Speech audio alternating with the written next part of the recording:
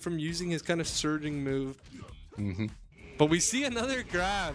So we get to another grab. Spicy's down to about 50%. We are seeing, I believe Spicy is going to try for a, distance type of game because this Zangief is going for the grab. Mm-hmm. Oh, I love the oh, good job from Labamba getting his super. There we go. And that is taking Spicy out. Wow. So up next, we're going to be seeing a Marissa. So Labamba doing really good. We're going to be seeing Snappy go in. Honestly? Oh yeah, we are going to be getting the wheel spin here. I think I really enjoyed the chops. It's just chop, chop, chop, chop, chop, chop, chop, chop, chop, chop, grapple. We're going to be seeing Madden next.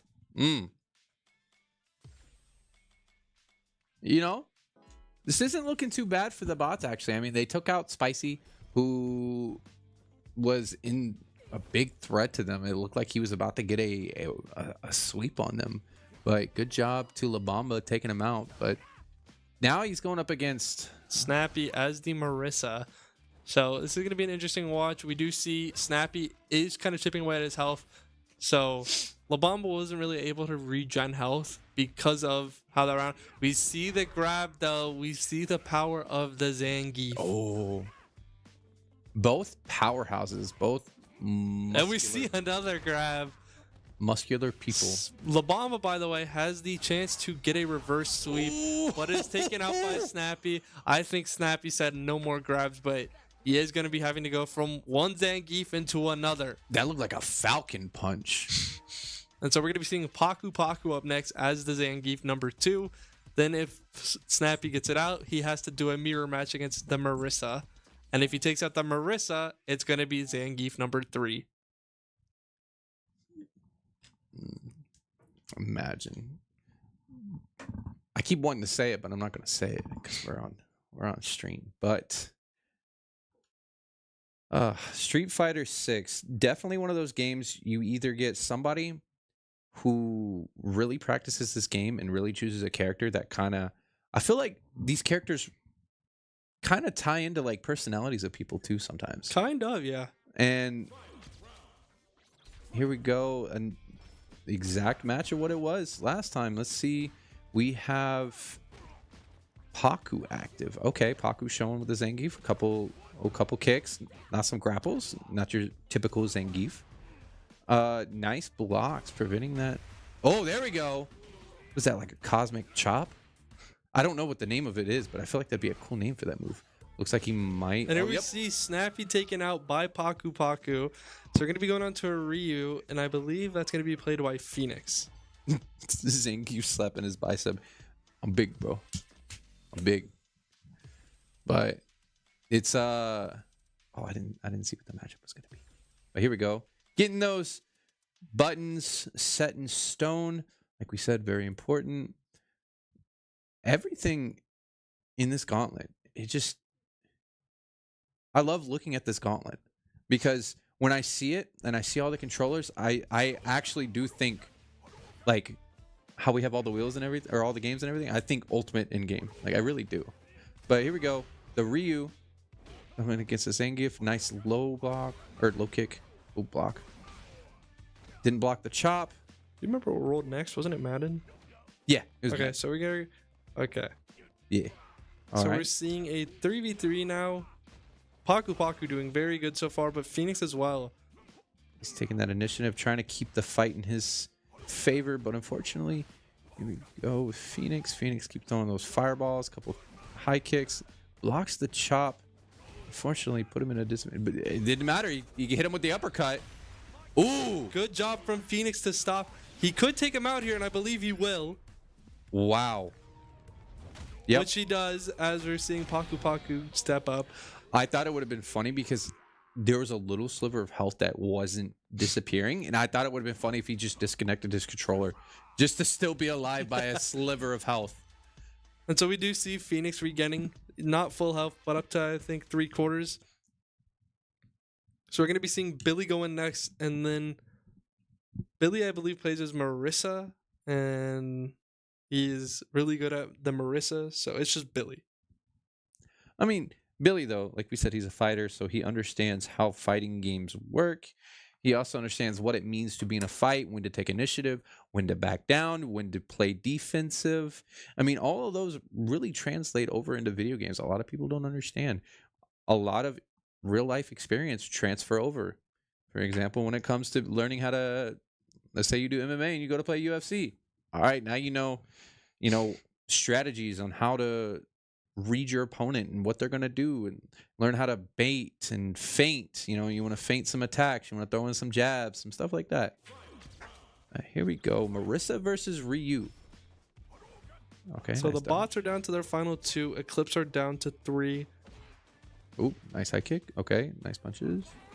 Couple jabs, nice dodge, block. All right, nice returns. Keep that momentum. Misses the uppercut. Loses momentum. Keeping that initiative going, though. Slowly lowering Phoenix's health. Oh, that Falcon Punch would have ended. That would have hurt. Oh, here we go. And we're going to be seeing Phoenix taken out. So up next, we're going to be seeing Nexus go in. Nexus is going to be playing as Ken. That looked painful. I'm not even going to lie. So both teams down to their final 2. Score 3-3. Still anybody's game. This still potentially could be a point that the bots take from Eclipse. I can never tell from Billy's expression. He always has the same expression. I can never tell if he's happy to be here or if he's like, gotta go to work. I gotta wipe the floor with these kids. You should ask him that.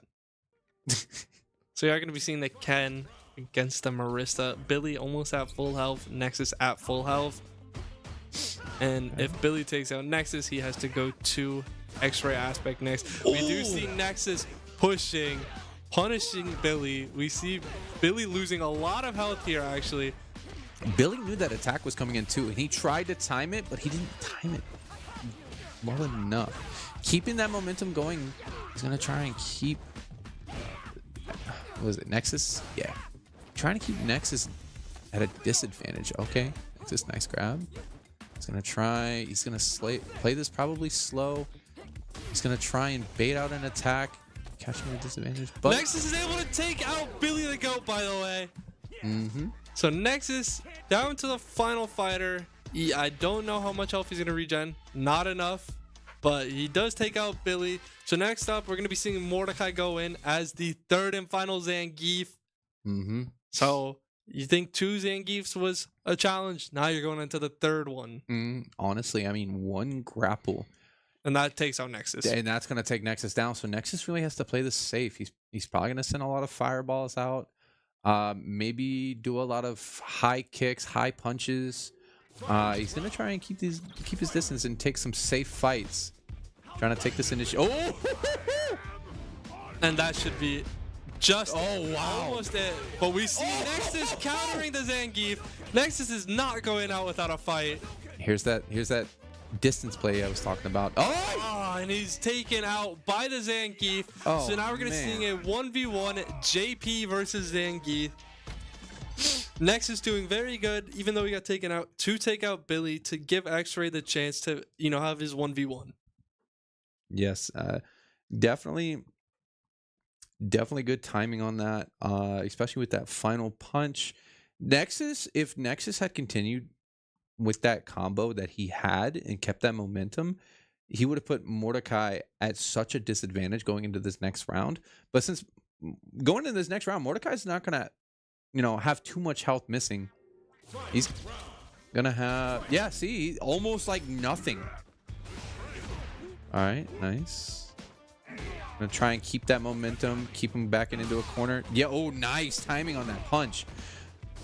All right, nice. Okay, good counter. Here we see X-Ray Aspect playing as a JP. He is punishing the Zangief. Oh my god. See, look at that. He knew that there was going to be a Zangief, and he is now playing that long range. Yeah, I don't think he's playing long range. He's playing close range. And we see it grab onto the Zangief, pushing the Zangief into the corner. Oh my gosh. He needs to keep that momentum going, or else nope. And we see X-Ray Aspect taking out Mordecai as a Zangief. 3 Zangiefs taken out by the Eclipse. We're going to be seeing another win for the Eclipse here. Extra aspect kind of backed that Zangief up into a corner. Very good play by X-Ray to stop him from just the grab. Yep.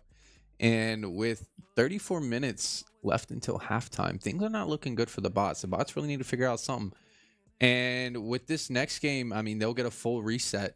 So Eclipse has to send in Jury and AJ, which I don't think is going to be a problem for those two. Not and then it's probably going to be Billy and La Bamba. Yeah. Yep. And a lot of people might not know AJ Little Blue has the sports belt. So, and he's made that his for a while. We're going to be seeing a timeout come in here from the bots. The first timeout from the bot side. So, I think they're going to be trying to decide whether or not to play out Madden. Or maybe just take the time to actually set up, because they all were playing. That is possible too. I think they might just be trying to set up because they are going from console to console. Paku and Billy. So it looks like they're gonna hold La Bamba in, probably because they have some more fighters and a couple more strategy in. I can respect that decision, keeping him in. Billy's probably gonna sit there. Well, actually, I don't think Paku's that bad at Madden, actually. Regardless, I mean, Billy's gonna be right there next to him. Yeah. He can sit there and he can coach and play at the same time.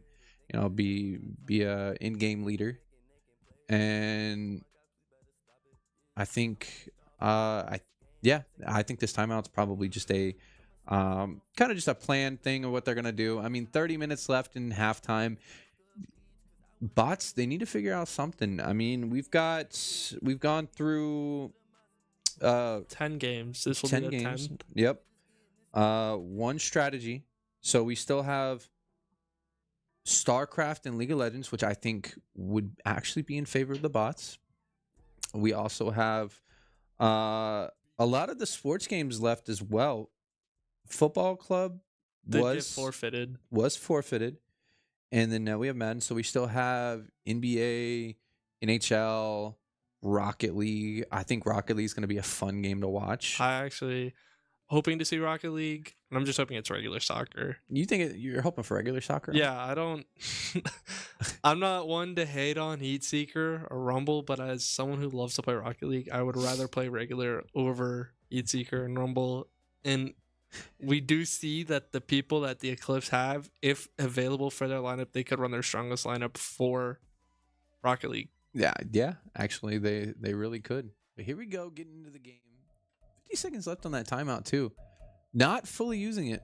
So we're going to be seeing Ravens versus 49ers. So Billy and the bots are going to be playing as the Ravens. They're going to be having quarterback as Billy. The 49ers are going to be AJ and Jury. I believe AJ is going to be the quarterback.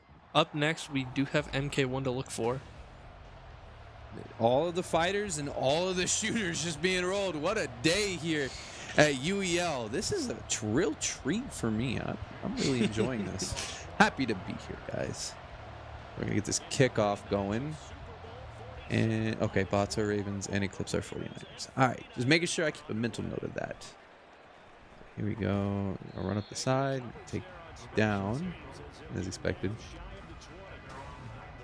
And that's 1st and 10. Billy's really going to have to play this well. Billy, he's got some lore behind Madden. I know that. I don't remember what the lore is. I just remember that there's lore. Remember, guys, there's some Billy, I think I do know what it is. Billy, until this season, for the first time this season, lost Madden. Like, in his career as a UBL player. That's right. That's what it was. Until he lost it, he was undefeated in every time he played Madden, showing how strong he is at this game. Mm-hmm. So we are going to be seeing Jury and AJ. AJ having the sports belt, Jury just being very versatile at almost every game he plays. Mm-hmm. That's a really good word to put it, too. Actually, he is very versatile. He's exactly what we look for. Oh, it looks like, he's going to go down. He's going to give them some yardage, though. 2nd and 3rd. Got to get past that line, hopefully.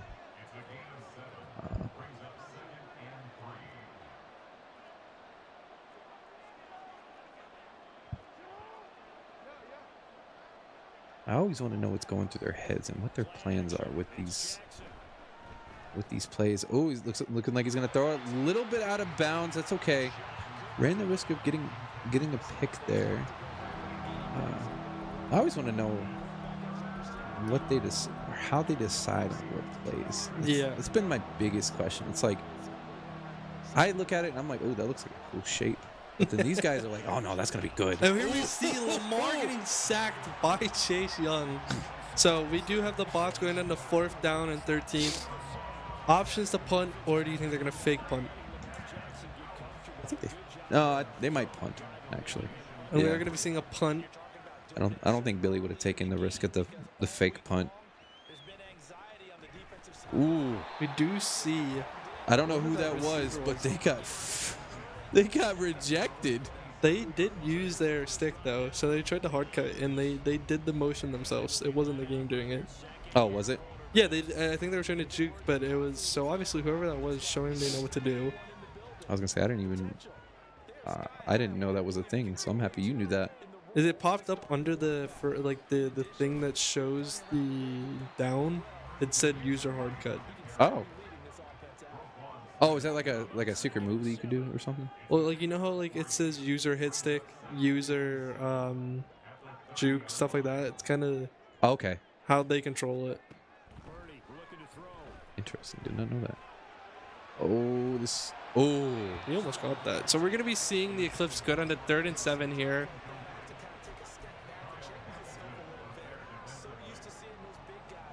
Third and 7. You know, it took me forever to realize what the numbers meant. Oh, I didn't grow up watching football, so those numbers, I was just like, I was like, what's 3rd and 7? Here we see. Oh, is it gonna be first? 4th and 1. So I think they're gonna actually play 4 to risk. But if the Eclipse take it and they get it, they will have a 1st down. But if they get taken down, the bots have the ball. Ooh. And they did get the 1st and 10. Oh, they did. Okay. Oh my God! I saw Christian. Oh no, the Ravens took him down. The Ravens have the ball back. I was gonna say it didn't look like he stepped over the line at all. Yeah, it looked like he got pushed. Okay, yeah. Yep. I just saw 1st and 10, and I was like, oh. A really good spot here for the bots. I mean, they are within the last third of the field. Tries to run it through, doesn't make it through.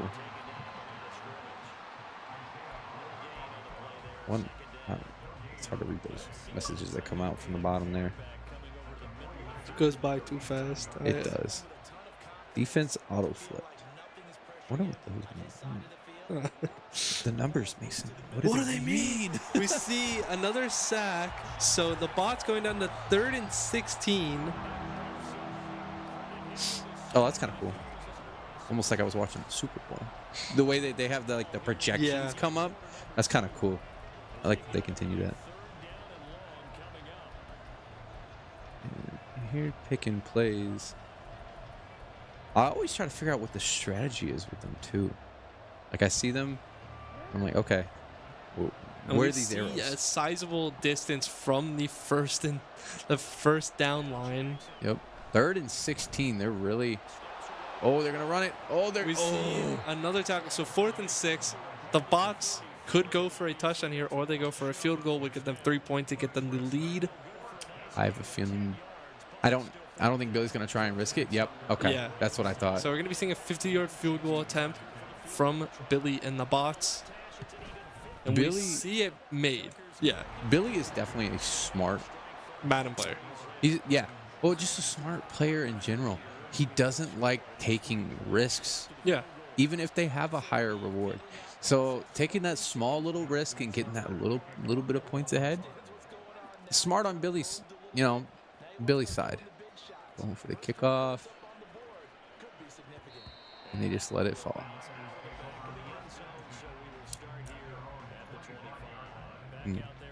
3-0. Still, what is it? 2.5 minutes. But second quarter. Eclipse will get the ball back from halftime, I believe. So if the Eclipse can score here, and maybe if the Eclipse would want to score here, obviously. So I think that's the plan. We do see a lateral actually to Christian McCaffrey. I was kind of confused. I just saw Brock Purdy just like hop up in the air. I thought he was gonna, do a hurdle, but here we see Christian McCaffrey running for the 1st down, so he's able to get that 1st down. Good. First down. First down. That's how they say it, right? I think so. First I down. I don't watch football like that. It's like I commentate for esports and football at the same time. ESPN. ESPN. Sign us up. Nah, I couldn't leave you out like Me that. neither. Ooh, nice pass. Okay, it's pushed over. He still catches it though. To get some yardage there. There's still about a minute. Yeah, about a minute 50 left in the second quarter. Okie roll. I wonder where the names of these come from. Okie roll. The only DB name fire. that I know from like just from the reasoning behind it is if you play as the Eagles, they have a certain move, like a certain play style they can play, or like Nice like run. a play that they can run. Yeah. And it's when they're on like the goal line and they want to rush the QB. It's called a tush push. Push. Yeah, because they just push the quarterback in. Nice reading, understanding that running the ball is a lot more effective in these circumstances. They're realizing that these throws aren't really making what they need. They're not getting the yardage that they want. So these runs, definitely a smart play. They're finding these openings that the bots are leaving open, and they're just taking it. Yep, and okay. See, they might not have gotten first down, but definitely got a lot more yardage. We are seeing the bots are countering it. They do know what to do. I think the bots have caught on. Now it would be Sam Mike 1, cover 4 drop. Sam Mike 3. Like What I thought I read nickel 4 back. I was like, look Nickelback. at this graph. Shout out Nickelback. I don't know why people hate him. Anyways, going back. he is going to be going for a pass this time. Ooh. It is going to get catch. So they do get the catch. Wow, first and goal. We do see the bots being strategic, taking their timeouts, because if the Eclipse score here, the bots still have time to try and get down and maybe kick a field goal. Because obviously, if the Eclipse score here and the bots get the ball back and they can't do anything before half, the bots will then give the ball back to the Eclipse.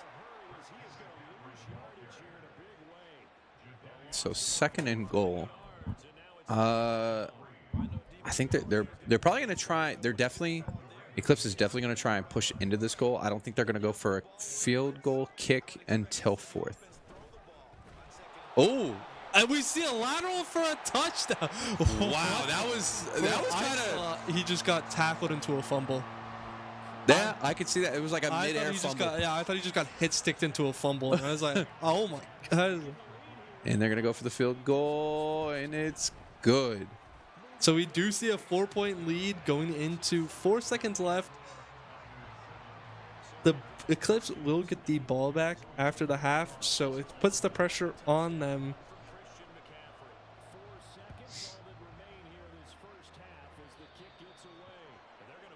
Here we see a kick going straight out.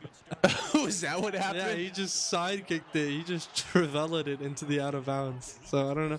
So we are going to be seeing them at 1st and 10. I wonder if that was a misinput, but it was a penalty. Yeah. Strong curl.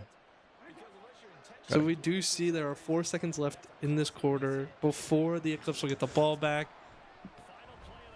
Nice pass. Going to get first down. And that's not going to be enough for them. So we are going to be seeing the second half.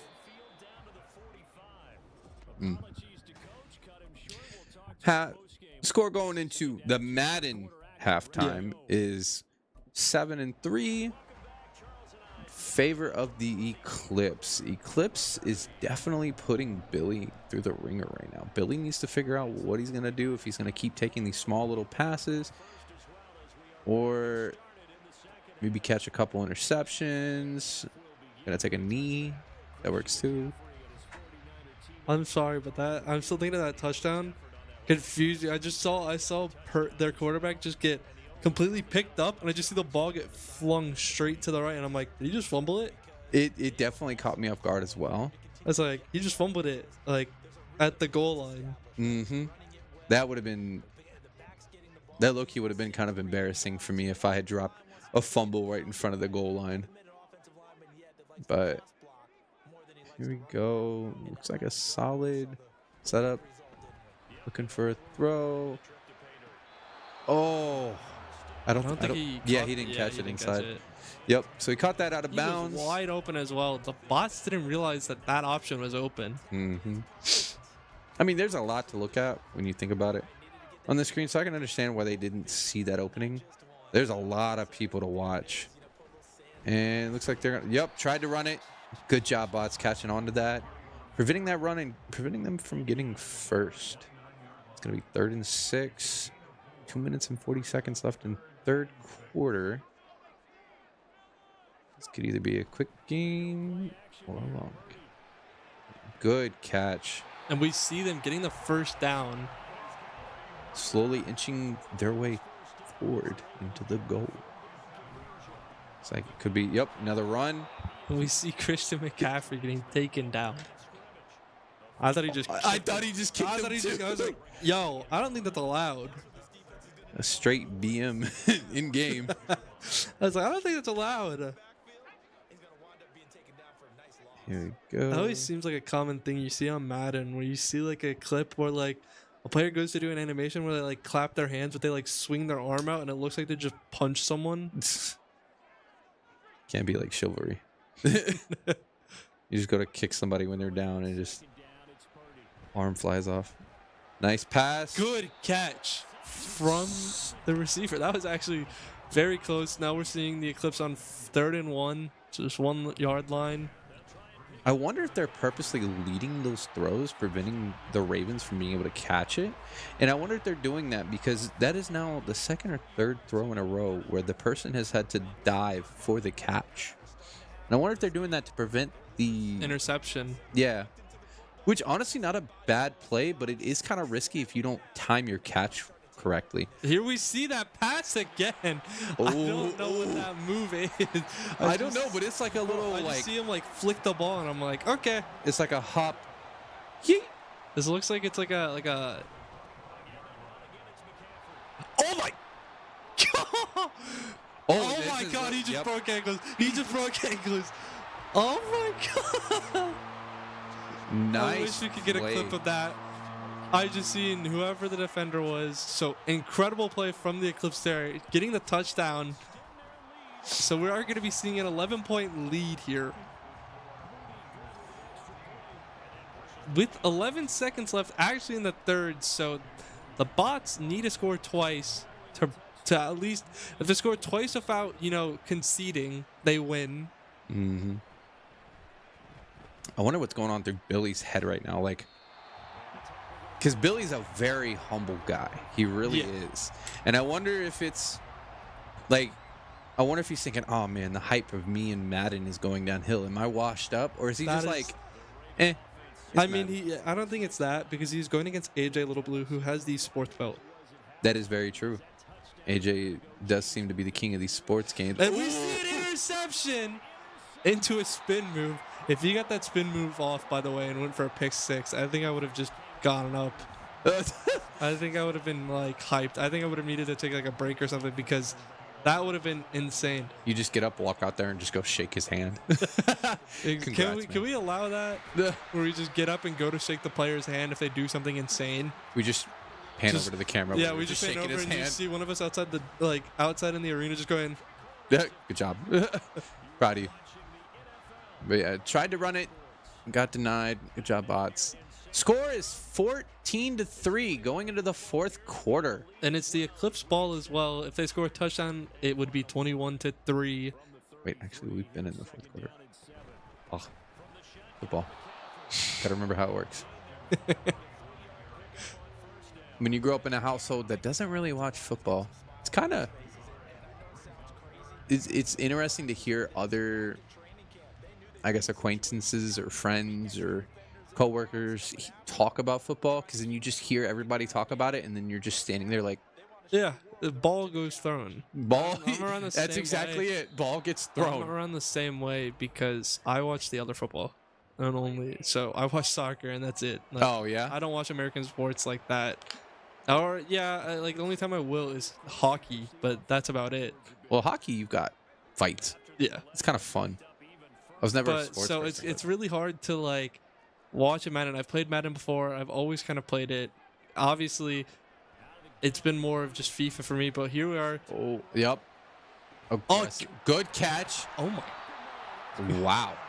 Good stop. A little far, a little close to the goal. We got 2 minutes left in this game, right? 4 quarters. Yep, 4 quarters. 2 minutes. So there is 2 minutes left. If the Eclipse score here, it would take up the score to 21-3, which would be a 18-point lead with about 2 minutes left on the clock. 3 timeouts though for the bots, so they can use all 3. But and here we see the what? Oh! Can he push? Oh, he's right there. They are right on the goal. I don't think the bots understand how to counter that play. I don't. Trying to sit here and figure it out. I don't think. And here we see he did not look in. Oh, that was a touchdown. His foot got okay. Actually, no, that makes sense. His foot crossed the line. I wish you would replay it because that was. Could you imagine seeing like the close up? You just see his foot. Almost kind of reminds me of the Lightning McQueen scene where he sticks his tongue out to cross the finish line. It's like he stuck his toe out and he got that finish line. Well, a lot of the times for me with like FIFA and stuff, there's a thing called, well, it's more prominent in soccer. Sometimes I could assume maybe it's in hockey, but it's called like goal line technology. So the ball can cross, if the ball crosses the line fully, it's a goal. If there's a little bit that is hitting the line, it's not a goal. Okay.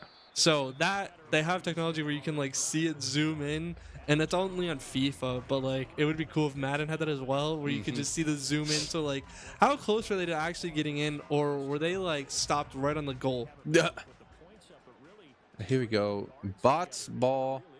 1:30 to try and catch up 18 points. Things aren't really looking good for the bots right now. And here we go. What is Billy gonna do? Billy and Paku. Is he gonna go for the throw? Nice safe throw. Gets him in the first down. Definitely a Billy move right there. He's taking those low risks again. He doesn't want to give the Eclipse any more advantage than and we see a pick.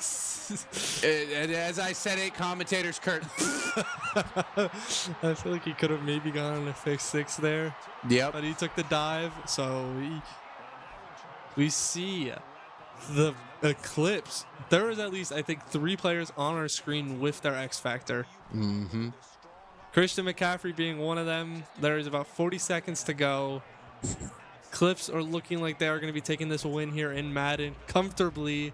Really only had one big mess up, and that was kind of in the beginning where the bots did stop them. But ever since then, they have taken the bots and they have made it their game. And we're going to be seeing this game end with the Eclipse winning Madden. Very good play from the sports belt holder, by the way, and AJ Little Blue. So we do see AJ with the sports belt winning a sports game. Mm-hmm. And then MK1 is next. MK1 is next. Interesting. I would say an interesting setup of games going from Madden to MK1. Welcome to UEL for those who are new. And it's crazy. I've had so many people ask me, "Oh, UEL, what's that?" I explain it. I begin to explain it, and they're like, "Oh, you're a commentator for an esports league." Yeah. What game do you guys play? Well, here's the thing.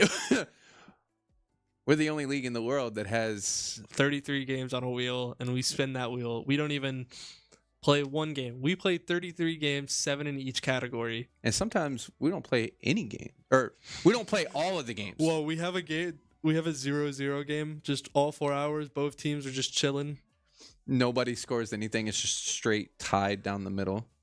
And then it just goes. Could you imagine that? And they have to make a new wheel with new games.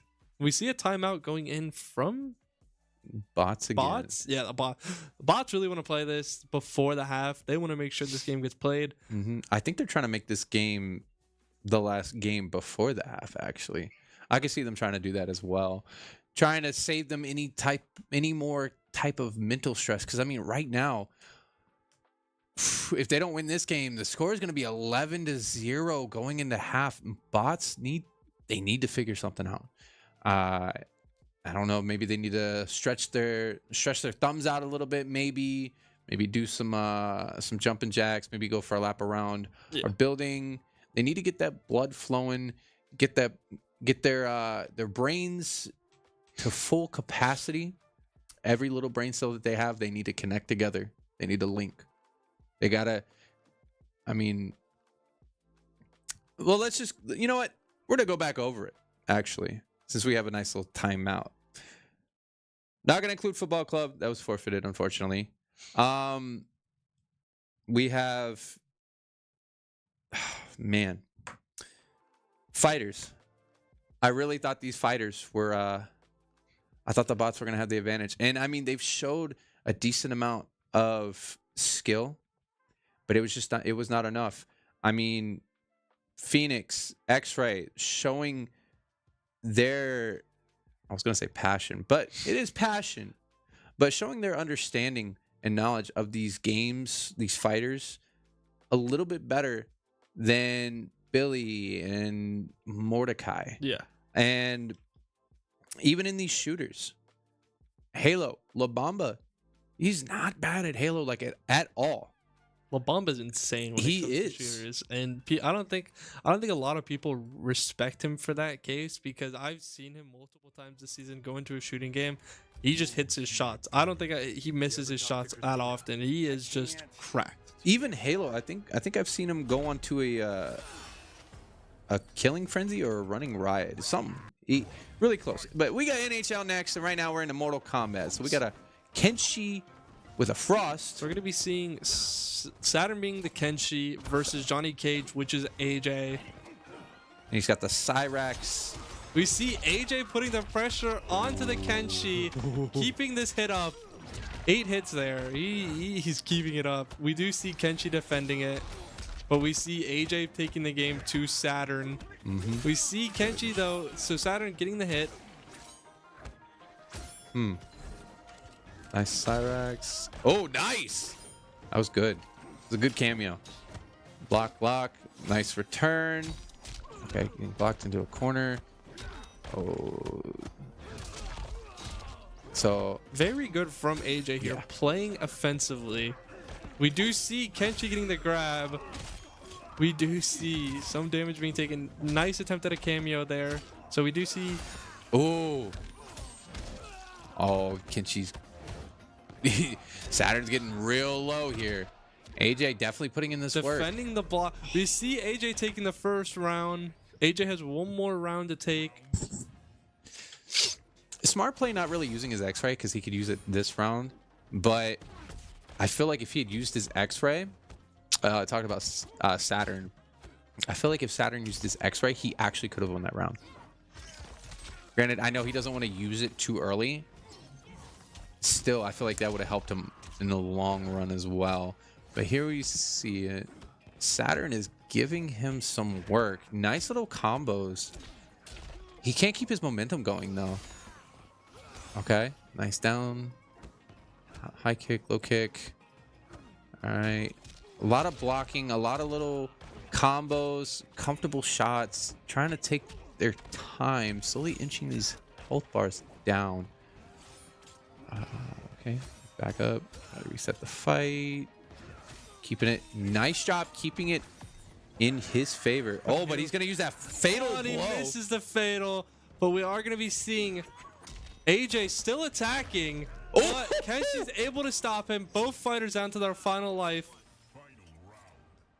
Saturn doing very good there to kind of silence AJ, but AJ is going back into it, making sure to make this game his. We do see AJ getting another cameo with the Cyrax.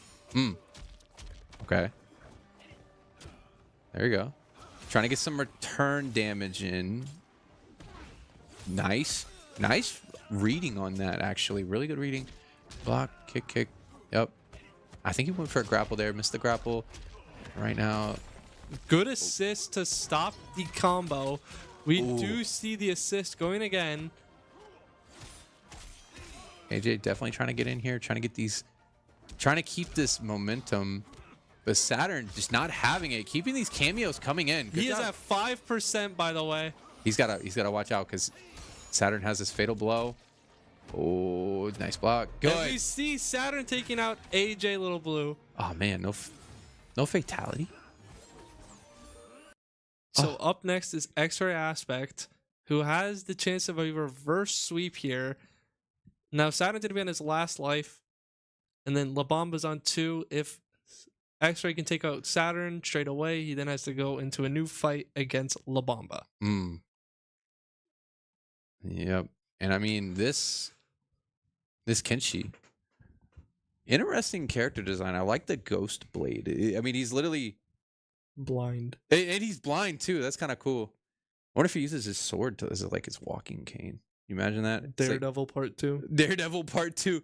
He goes to like tap something and he accidentally taps somebody and cuts them. And it's like, oh man, I'm so sorry. I'm blind. Granted, I feel like with his ability to fight, he wouldn't need that. Getting their control set up. I'm really excited to see what X-Ray is able to do here. After seeing what he was able to do in Street Fighter 6, I feel like this is going to be a good game. Saturn versus X-Ray. Here we go. So you're going to be seeing, I believe, the Raiden. Yeah, it's Raiden and Jax. Jax, definitely a strong cameo. All right. Nice shots here from Saturn. Oh. X-Ray definitely keeping this pressure going. Nice lightning. Oh, these combos are he's keeping this chain going. Oh, nice counter. Saturn's gonna have to keep this going. Good block, good block. Oh, tried to counter, couldn't get it. Nice under. Under punch, I think. I don't know if it's a slash or punch. Oh, nice counter. Trying to keep this momentum. Both fighters just chipping away. He's got his fatal blow. He's gonna need to use this if he wants to stay alive. Oh. And we do see Saturn getting taken out by X-Ray. That was his final round, though. That's why I was saying he needed to use his fatal blow so he could have stayed in longer, taking more health. We are going to be seeing a 1v1 now. Both fighters with their 2 lives, so almost as if this game just started. You're going to be seeing La Bamba and X-Ray Aspect. X-Ray Aspect doing very good there to take out Saturn, who was, in the zone, taking out AJ. AJ did very good to take 1 life off Saturn, though. Yep. To make this a little easier for X-Ray. Here we see Billy coming in to coach. And if La Bamba has not played or really practiced this game much, this might not be good for him. This could be an 11-0 going into halftime. La Bamba really needs to set his foot down on this game. He needs to show X-Ray who's boss in this game. I hope you can see on the camera, the wheel is there. So Paku does have his wheel. I didn't even notice the wheel. I was just looking at setups and I saw the wheel and I'm like, oh my god, we might actually have a wheel.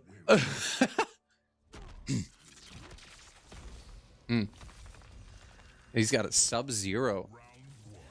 Sub-Zero as the cameo. Garrus and Sub-Zero versus Raiden and Jax. Both fighters on their side. Both fighters with 2 lives. Oh, nice read on that. Yep, keeping a little distance. Nice. Nice. Ooh!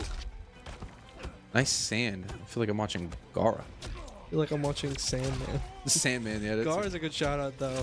My blood. Oh. Yep, that was the sand armor right there. Oh, wow. We just saw him go into a sand tomb. Oh, brings the cameo in. Cameo gets knocked out. Good string from X-Ray Aspect. Yep. La Bamba's on a final blow. We see X-Ray Aspect taking the first life off La Bamba. So La Bamba's on his final life. If X-Ray Aspect wins this next round, X-Ray Aspect completes a reverse sweep.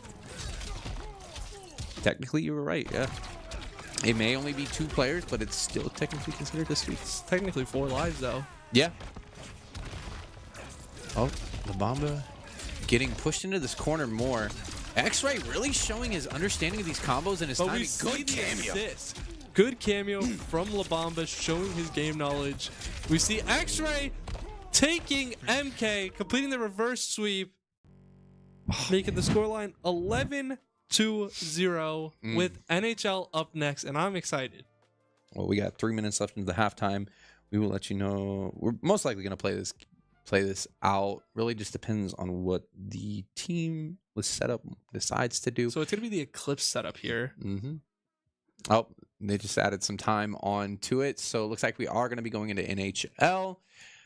And so for the bots, Billy and Mordecai have to go in. They can then play either Paku Paku, Saturn, or La Bamba.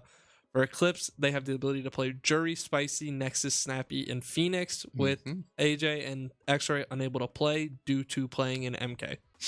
Yep. And let's talk about that MK game, right? X-Ray was really putting down those combos. Like, he just kept straining it. Or, what was the word? Straining? Yeah. Stringing. Thank you. Stringing combos. I knew the word started with an S. But he was really stringing his combos. It looked like he wasn't warmed up when he was going up against Saturn at first. But then he kind of woke up. Yeah. And I mean, it was almost like La Bamba couldn't even like touch the ground there for a sec. He was really making sure he had those combos going in. He was keeping that timing. La Bamba trying to dodge, but really those dodges weren't enough.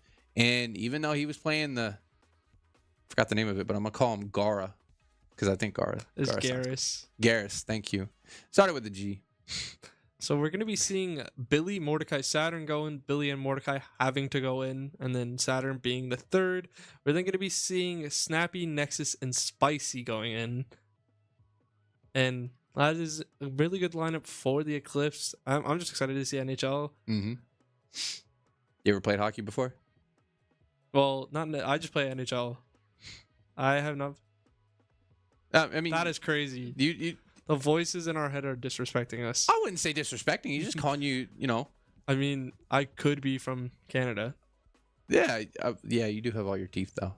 Could just, be fake. You just pull it out. It's just dentures.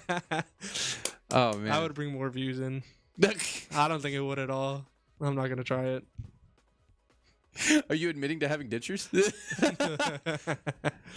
But no. I prefer not to speak. Minute 40, minute 35 left on setup. NHL is going to be the last game we go into before halftime. I don't think this is actually a bad game to go into, in all honesty, because it can be very quick, actually. It actually really could be quick. Just a reminder, we have money pucks. Just get a +3 and a +2 and you win instantly. If RNG allows it, yeah, you really could. Because to win in NHL, it's 1st to 5 was how we play it, like the threes. So 1st to 5 wins, and so you get a +2 and a +3 back to back. You score both, you win.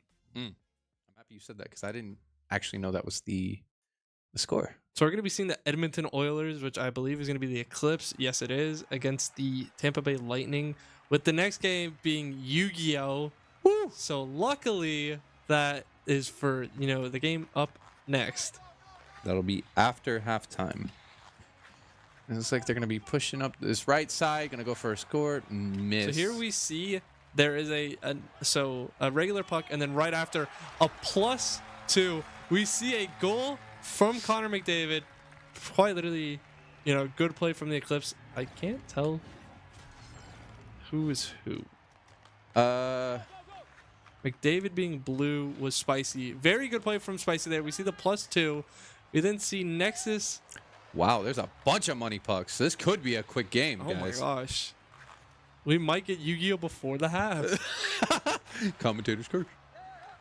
No, I don't think so. I think I would cry at that point. No, I think they'd want to go to half. Here we go. We have Mordecai running it up. Passes it. Good poke check from the defense there.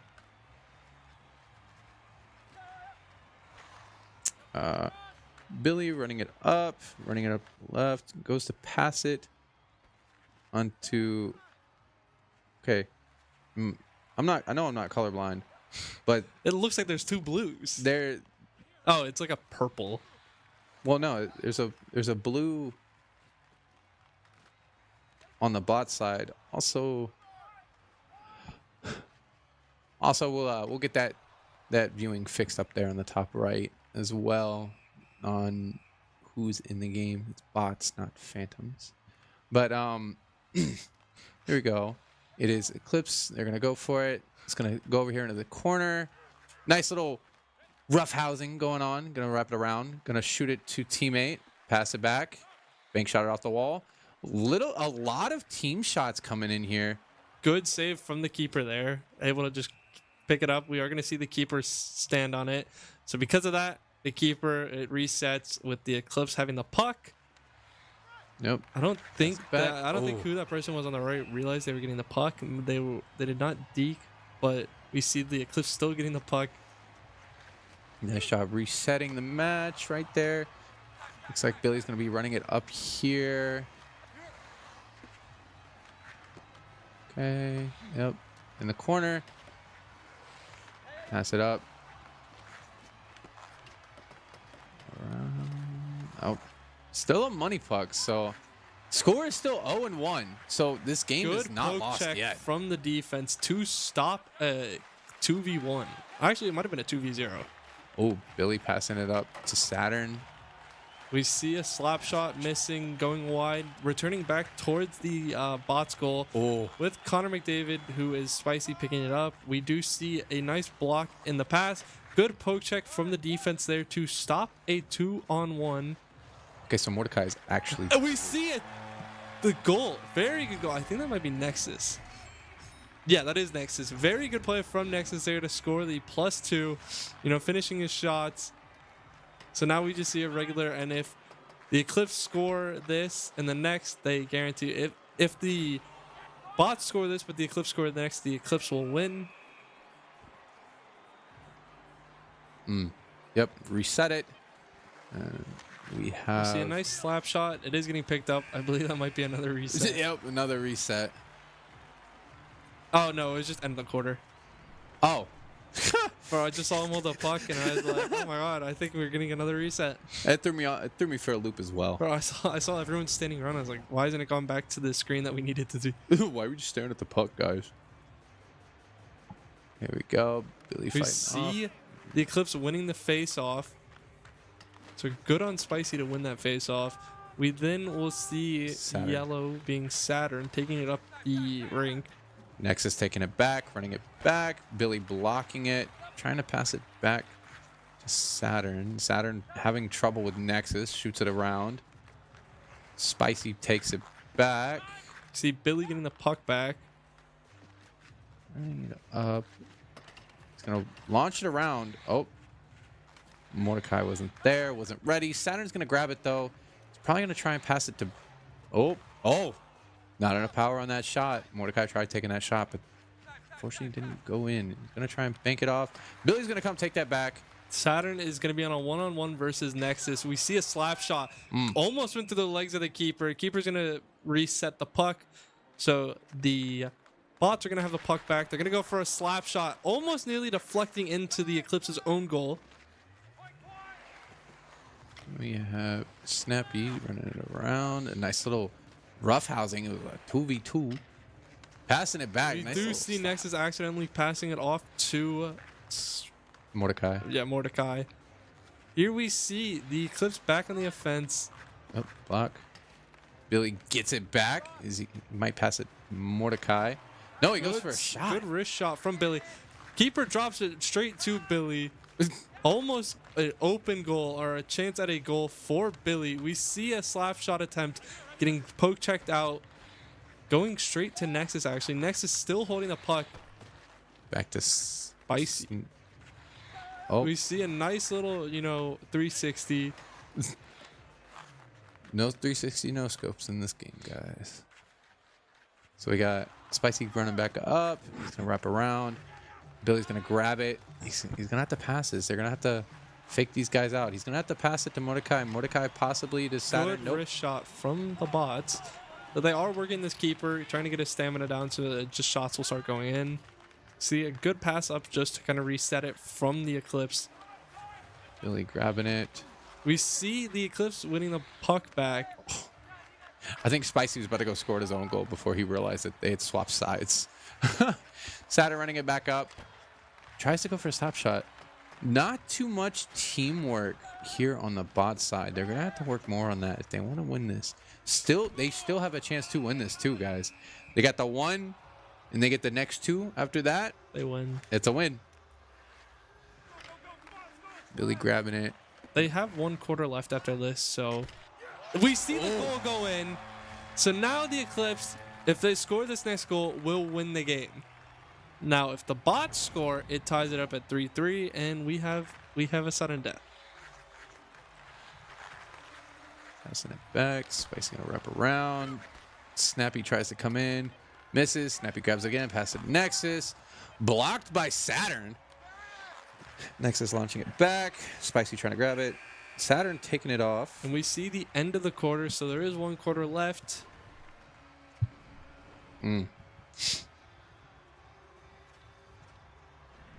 Still anybody's game.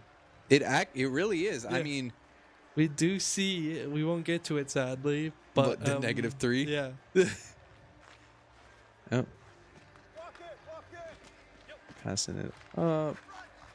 Snappy running it around. Nexus gonna grab it. Probably. Yep, Good launch back. pass from Nexus. So he did drag him out. We do see a chance though. Good defense from the bots. Here we see the bots just going up the rink. We see the Eclipse getting the puck back. Chance at a goal would have won them the game had that gone in. We see a slap shot. Ooh. Good save from the keeper. Keeper's gonna hold it. They're gonna get a reset, and it's gonna be the Eclipse puck again. I actually thought that was going in. I thought it was as well. Nexus is gonna try and throw it in. Saturn's got it. Gonna run it up. As it to Mordecai. Mordecai to Billy. Billy goes for it. Doesn't make it. Snappy's gonna grab it, but get into a fight with Mordecai. Mordecai's now in a 2v1. Just kidding. No longer. Now it's Saturn throwing it around. Nexus gonna run it back up this right side to Spicy. Spicy to goal. Snappy grabbing it, launching it around. Mordecai, good job being there. Billy takes it, probably gonna pass it. Yep, Saturn. Good defense from the Eclipse to stop that cross-pass puck. Saw really good defense from Nexus there. Actually not going out to let them have an open shot. Billy grabbing it, trying to run it back down the ice. Probably gonna pass it. No. Here we see the puck getting taken. Ooh. Good shot. Oh, so close from the Eclipse. I love how the boss just created a wall in front of the goal. They made sure that they don't score, and that's good defense from the bots. Very good teamwork from the bots to kind of stop a chance like that. Here we see another slap shot getting bounced up. I think it went behind the goal. I'm noticing a lot more energy coming from the bots right now as they realize that there's a chance for them to actually win this. Yeah. I've noticed that they're starting to pass it to each other a lot more. They're starting to. Good poke check to stop that kind of attack. Oh, nice. Oh block. my- Good job, keeper. Keeper just diving straight out as if it's a swimming pool. Here we see good defense though. Eclipse back on the chance after chance coming from the Eclipse. The bots are having to defend these chances. We see great poke check. And we see the chance to deke being missed. That they one-on-one. But the Eclipse are still holding the puck. They are keeping this puck.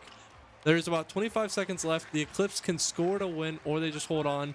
Here we see Or the bots score and then they tie. I think Keeper that's what. Keeper just got pushed. Is that what happened? Yeah, I just saw like the just back of the head, and I was like, Oh, if only there could have been like a fight. I wish 3s allowed fights. that would be pretty cool. Could you imagine that's how you have to win a just an NHL fight? Just deck the keeper. Bots they have to get the score. They have 2 seconds left. 1. And I think, yep, that was it for that quarter. And here we see the Eclipse holding out to a, pretty tough and, revitalized bots team in NHL. So because of that, we're going to be going to halftime. Return in 15 minutes for Yu-Gi-Oh! Until then, we will see you then.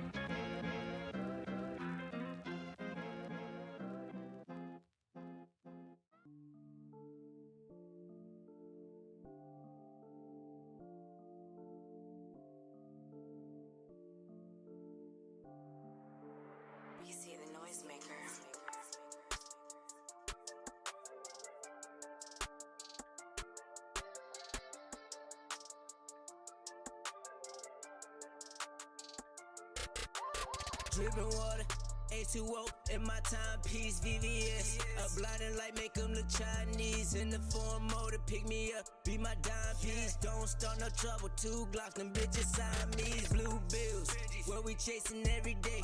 Run them over, if they try to get up in your way. Tell her hustle hard, I want the cream, I get the cake. Hustle hard, I want the cream, I get the cake. I see they glare, but they know to stay up in their lane. Smoking moon rock, cookies only, Ella take to the face. Niggas wanna rock, Cyclops red beam will make a shake. Now the block is hot, oh well niggas dying every day. 20s, 50s, 100s, want all of these in abundance. When it comes to the women, these hoes know I can't love them. Only chasing, chase the back, drugs for the head, can't get enough of it. Try to take my money, S&W, leave you suffering. Why they wanna kill me for the cream? Only thing I'm trying to chase is my dream. I'ma stack it, stretch it, flip it. Hating on me cause I'm different. They want her to get the digits, yeah, I mean. Dripping water, H2O in my timepiece, VVS. A blinding light make them look Chinese. In the form motor, pick me up, be my dime piece. Don't start no trouble, 2 Glocks, them bitches Siamese. Blue bills, what we chasing every day. Run them over, if they try to get up in your way. Tell her hustle hard, I want the cream, I get the cake. Hustle hard, I want the cream, I get the cake.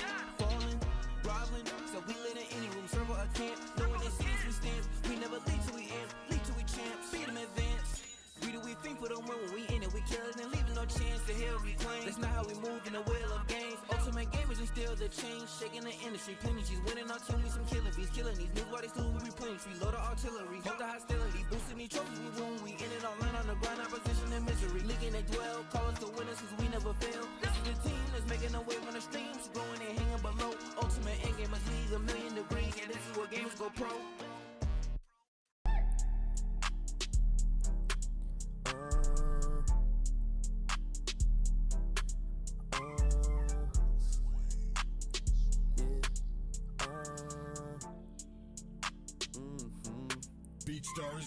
Niggas tryna put me on the game, but niggas know that I got it. Yeah. Haters be looking over this way, they thinking that I'm a hot topic. Niggas thinking they can play the game. Oh my gosh, please better stop it. I'ma take off in this game. I'm taking off just like a rocket. I'ma stay strong for my team, cause I'm always keeping it solid. I live my life like a beach, cause I wanna be in the tropics. Whenever I can't get them keys, just give me the keys to the Mazda. Then show up to the party in the Mazda, then you know we just getting it started. I won't go, diamonds froze, life is cold to be cold. Rats told what they told, I gotta stay 10 toes. Homies calling tenfold, gang always train to go. When I go, they go away, drip out the stove. When I get my first deal, I'ma buy my family a cribbo. I got an S on my chest, so they making me feel like a hero. Summer be hot, but life so cold. I'm thinking I'm like Sub-Zero. I'ma go get a bag and turn the cash straight into heroes.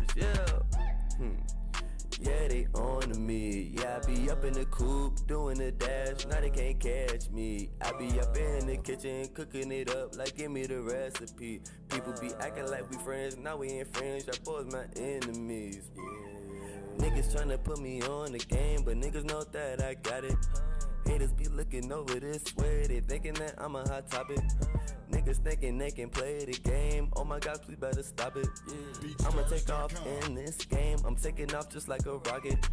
I'ma stay strong for my team, cause I'm always keeping it solid. I live my life. Welcome back here, guys. Happy to see you all back here from halftime. Currently, Eclipse versus Bots going into Yu-Gi-Oh! Score is 12-0, unfortunately. But things are going to be looking good. I think so. What do you think? I think so as well. I don't know how things could be looking bad at this point. Who do we think? So we have between Jury or Phoenix to go in. I'm going to assume they're going to anchor Jury here. They might send in Phoenix. But I believe Billy would be the one going in for the Bots. He coached them a win against the Cobras. Flyboy won that. When I asked him about it, Billy said that it was him coaching. Actually, I think they're going to send Paku. Okay. Would be, a smart option to then anchor in Mordecai, La Bamba, and Billy. Well, I think this is Paku's game, if I remember correctly. I've seen Paku go in multiple times for Yu-Gi-Oh! Okay. Yeah. I want to know what deck they're going to be using. I want to know as well, because all throughout the season, we've seen like a lot of teams using one deck, one game, and then they switch it up the next. Mm-hmm. So it's going to be kind of different as we go into playoffs, because that's when teams are like, so you're all right. It's going to be Paku. Okay. But if you could, okay, so anchoring, if you're Jury or if you're one of the three that got anchored by the Bots, what do you want to roll next? In all honesty, probably StarCraft. And the reason I say StarCraft is because I feel like Billy has a really good chance at winning StarCraft, since that is, that's his game. But we got Crash Team Racing next. Okay. CTR up next. Okay, that's a good game to start after this. Actually, yeah. And I mean, unfortunately, with Paku being out, we're not going to see the wheel. Question is, how much Yu-Gi-Oh do you know? Not enough to fully grasp an understanding at. Okay, so it's going to be a little. So we're going to be. So the Bots are going to be starting. They're starting this first. They won the coin toss, and because of that, it's their turn first, and we will move on to. I'm trying to see what deck it is. I don't fully know. I think it might be, so it's obviously going to be a fusion deck. Yeah. Branded fusion. Unfortunately, it's hard for us to read these cards on our screen, so bear with us, guys, please. Looks like he's going to be going for a fusion. The card face up. Albion, the branded dragon. So That's a sick name. I'm assuming this is a branded deck. That's just a guess there. Cooking. He's cooking. Spell activated fusion. Is he about to fuse another one? No, he's activating a chain. Okay. Yep. So it's looking like he's about to go for another fusion. It's gonna be transferring Albion. And another one, which looks like it was from, I don't know what that side one was, but it's going to go into, and I can't read that.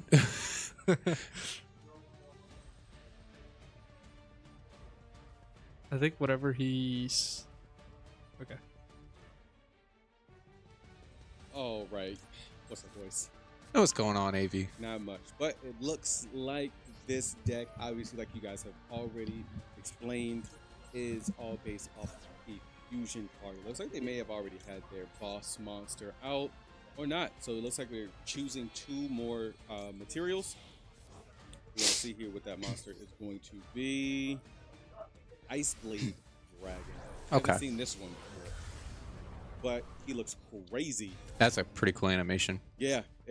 Got 3,000 attack, which is looking pretty good. But the problem is this is all happening on the very first turn, so they're not able to attack.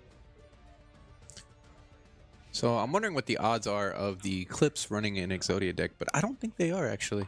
No, Eclipse typically run a Dark Magician deck. Oh, yes, that's right. Yeah, so with their Dark Magician deck, the problem is with all of the support from Dark Magician, with a lot of the cards that they're going to use, if the bots were able to actually get rid of one of those spell cards that allows them to special summon Dark Magicians, it could really end up like messing up their entire deck. Mm-hmm. Right, so it looks like they're looking at this piercing the darkness. So, illusion of chaos, excuse me. So, this actually may have the opportunity to get them to be able to really either start this deck as like getting it moving, or it may end up putting them in a really bad position. But I'm hoping that they don't have support cards to put them in a bad position. You know what I mean? Yeah. No, of course. Well, it looks like they were able to summon the Magician's Rod straight from their deck. Looking like they're getting ready to possibly special summon a Dark Magician. Well, yeah. I mean, the thing is with Dark Magician, though, as of right now, Dark Magician's base attack is only 2,500, which isn't going to be able to get over that 3,000 attacker. So I'm assuming they have something to help get rid of that 3,000 Ice Dragon that they have sitting there. Yep. And it's looking like... So, let's say they're going to go ahead and return those cards back either to their hand or to the deck. I believe that's to the deck. And we have our field spell card, which is, my thing about the field spell card is it's a really good card. I think it allows you to really like just normal summon Dark Magicians without having to tribute. Because if you have over 7 stars, you need to tribute 2 monsters, which makes it really hard for the Dark Magician deck. But the problem with that card is as soon as someone gets rid of that field spell card, it will destroy all the Dark Magicians on the field. Yeah. I think you're actually right about that, yeah. Don't quote me on it. I'm just saying that I do believe that is the case. But we'll see if the bots are actually able to get the Dark Magician, get that card out of it.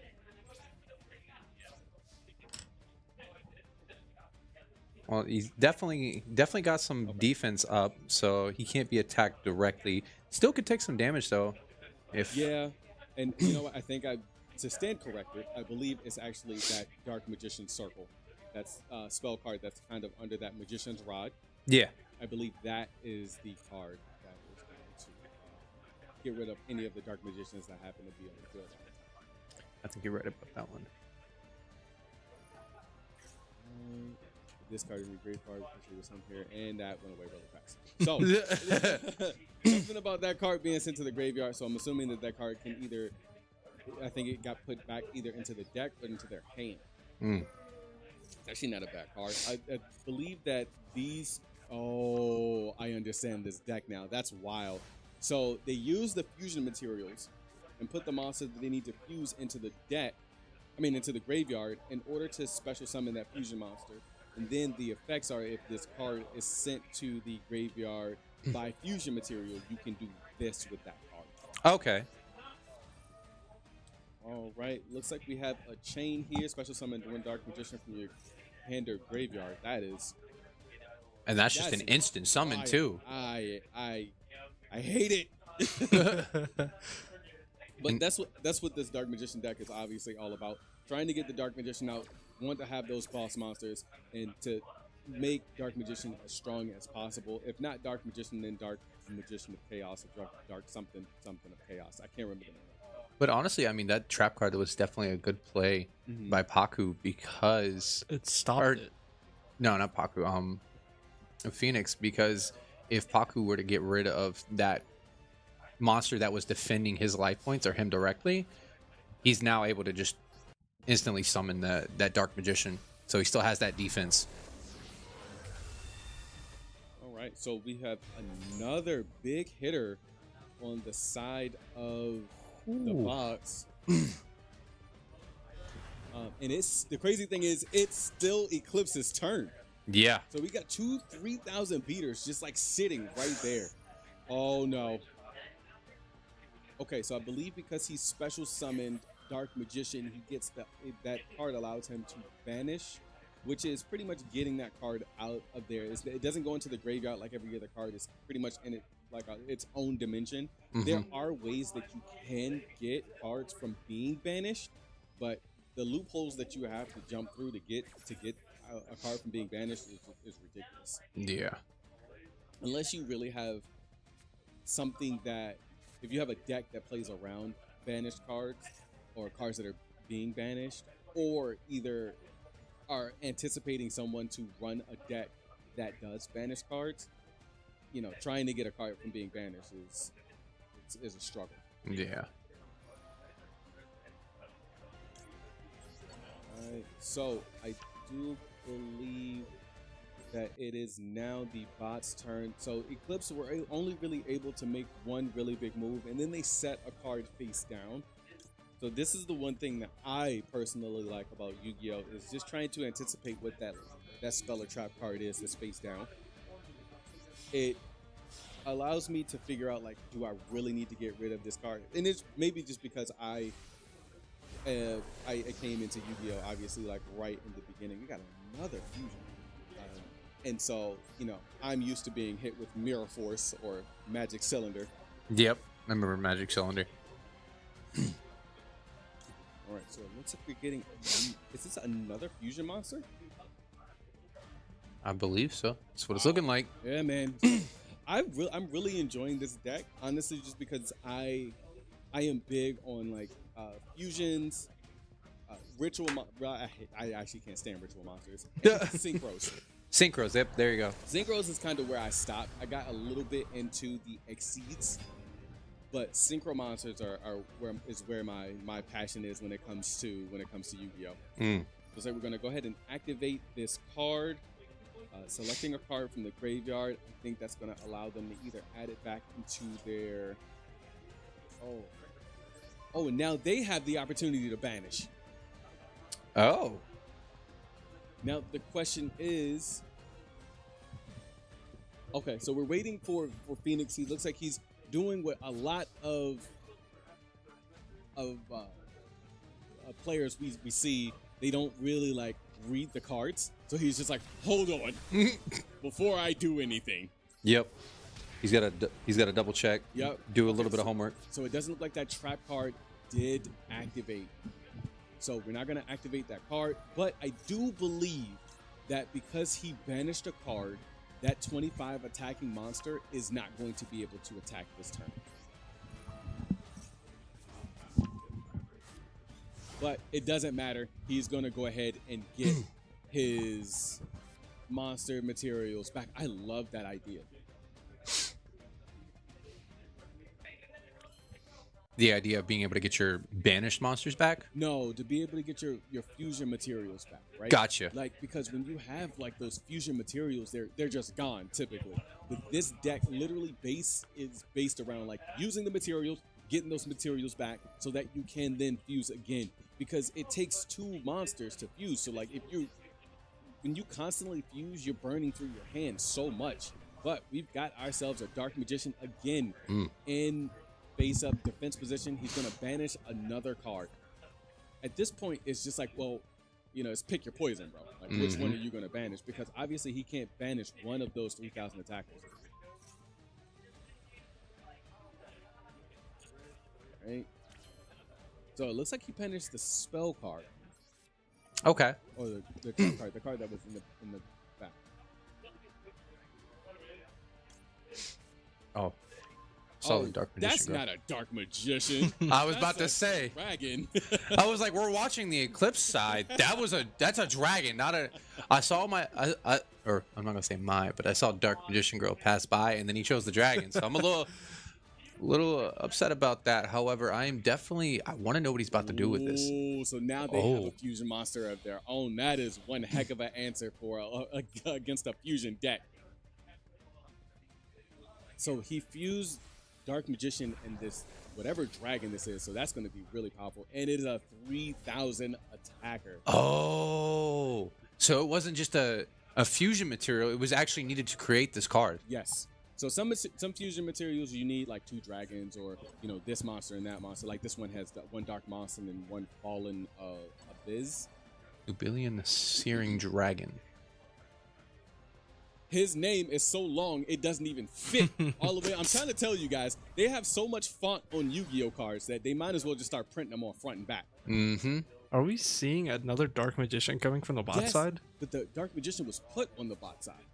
I wonder what the reasoning for that. Maybe it could have been the card that they used to fuse. And once per turn, I don't know what he's doing with that once per turn. Select a fusion monster to special summon. Excuse me? Is this going to be another fusion? Yeah, I think that's what the effect of that card does. So he used 2 fusion materials for another fusion. So he fused into a fuse. Interesting. Master of Chaos. I already like this card. All right. So it looks like he's adding a fusion card to his hand. No. Okay. Yo, this is getting out of hand fast. This is going. So does he have 2 mana? No, he just has a Dark Magician. Okay. What? Oh my. What? I'm sorry. So did he just banish everything on Paku's side? Is that what I just saw? Yes. Oh my god. What is Phoenix cooking? He's into a direct attack too. And we're seeing both on the same amount of life points. And now we lose the Master of Chaos. He's going to his graveyard. Yep. So I'm assuming that he can only be out for 1 turn, or probably from the way that he was special summoned. But it does look like they get the opportunity to put whatever card that is back into their hand, so that they can keep their stuff going. Is that Slifer the Sky Dragon? What? Oh my gosh, bro! It brings me back. That was one of my. That was actually my favorite. Look at the little holographicness of that Slifer, by the way. But that's how you know that's honestly, that's a goated card. Having Slifer in this deck, it kind of makes sense, because remember, this deck is all around like fusion summoning and then being able to put those fusion materials back into your hand. So it kind of goes. I can't believe I was about to say hand in hand, but hand in hand. All right, so looks like we're activating another effect. It's the same loop that we've seen before, and that's the the biggest thing about Yu-Gi-Oh is that it's all about like doing the same things over and over again. or in potentially just being able to obviously like outwit your opponent. Yeah. All right, so there we go. Another fusion monster.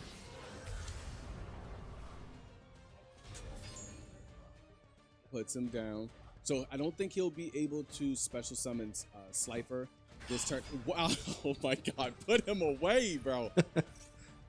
But with him being special summoned, with whatever that 3,000 beater is, or that dragon dark magician being able to be special summoned, is already a big deal. Because I feel like, as we've already seen, he's going to be a problem. I really hope that he can play this Slifer the Sky Dragon before the game is ended. You and me. I think a lot of the viewers are trying to see an old classic come out once again.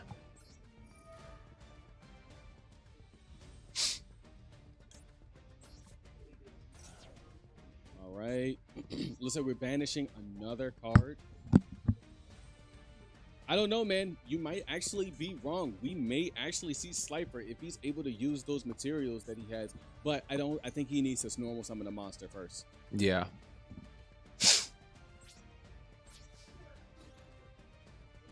All right. I'm interested to see why he decided to go into the battle phase. I don't think he's really going to do anything unless he wants to.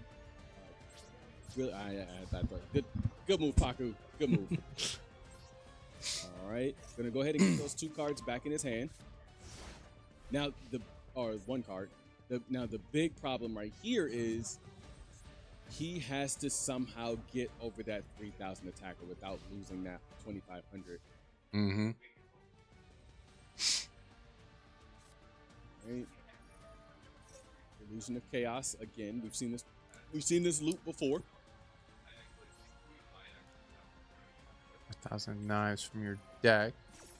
You better not have 1,000 knives in your deck. Okay. All right, we're gonna go ahead and resolve that chain. He has 1,000 knives in his deck. I haven't seen that card since the beginning of Yu-Gi-Oh! Since Yugi used it. He did use it, didn't he? He did. I'm excited. A lot of old classics coming out in this.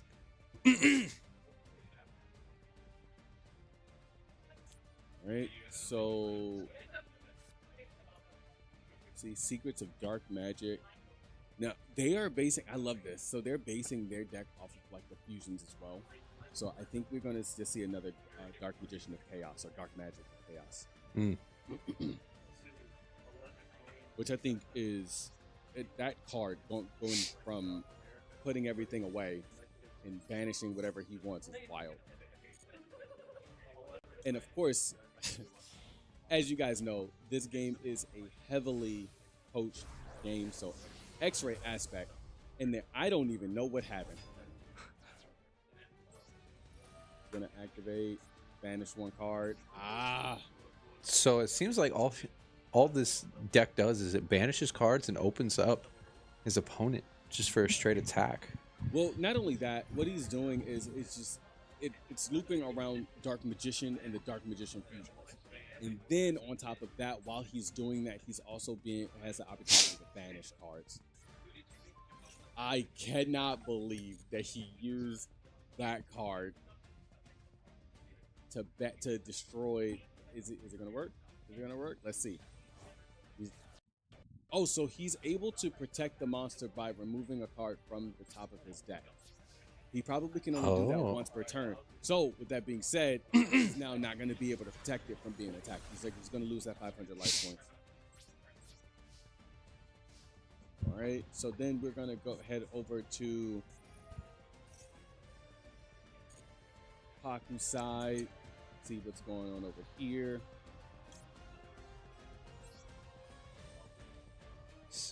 Okay. So looks like this card is going to be able to. Oh, you're going to just be able to set it from your deck to your to the field.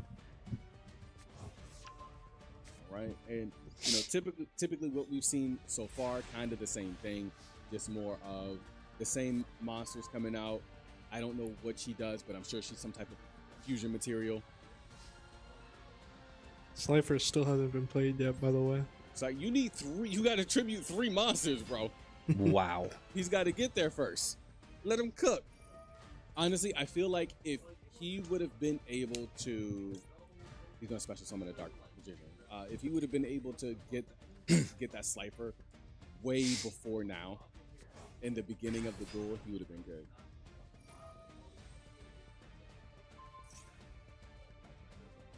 Right. So, and still able to activate it on his turn as well. That's wild. All right, starting a card from the hand to select one other card. And then he gets a special summon from that? Okay. From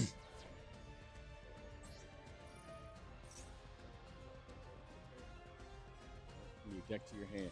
So this could actually be a really, really good play here for Paku.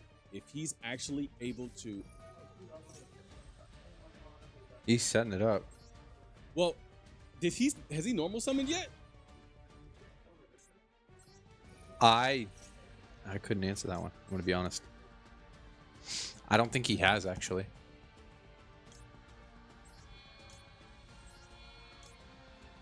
Doesn't look like he's going for Slifer. No. Oh, he's using Slifer as fusion material. Well, that hurts my heart. That, not going to lie, that actually hurt quite a bit. No, Slifer, this guy, Dragon. Oh. Okay. Guardian Chimera. Now, again, he's got the attack advantage. He's at 3,300, which is great in theory. But whatever is going on with that 3,000 attack, okay, doesn't look like they're going to stop that. All right, no answer. No main phase 2, going straight into end phase.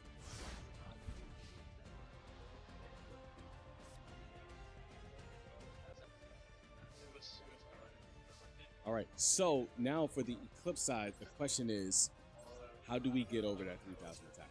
Now, we've seen this before, typically with that Dark Magician, whatever, that spell card that's at the bottom. Every time, I believe every time that they actually special summon a Dark Magician, they get to banish a card. That's exactly what's happening.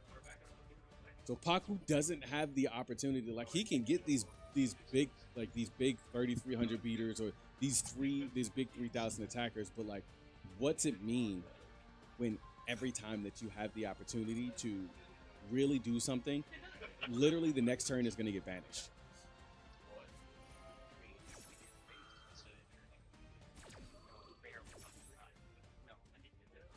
Let's see what's happening here. So we're literally just waiting for Paku to, it looks like he's putting cards.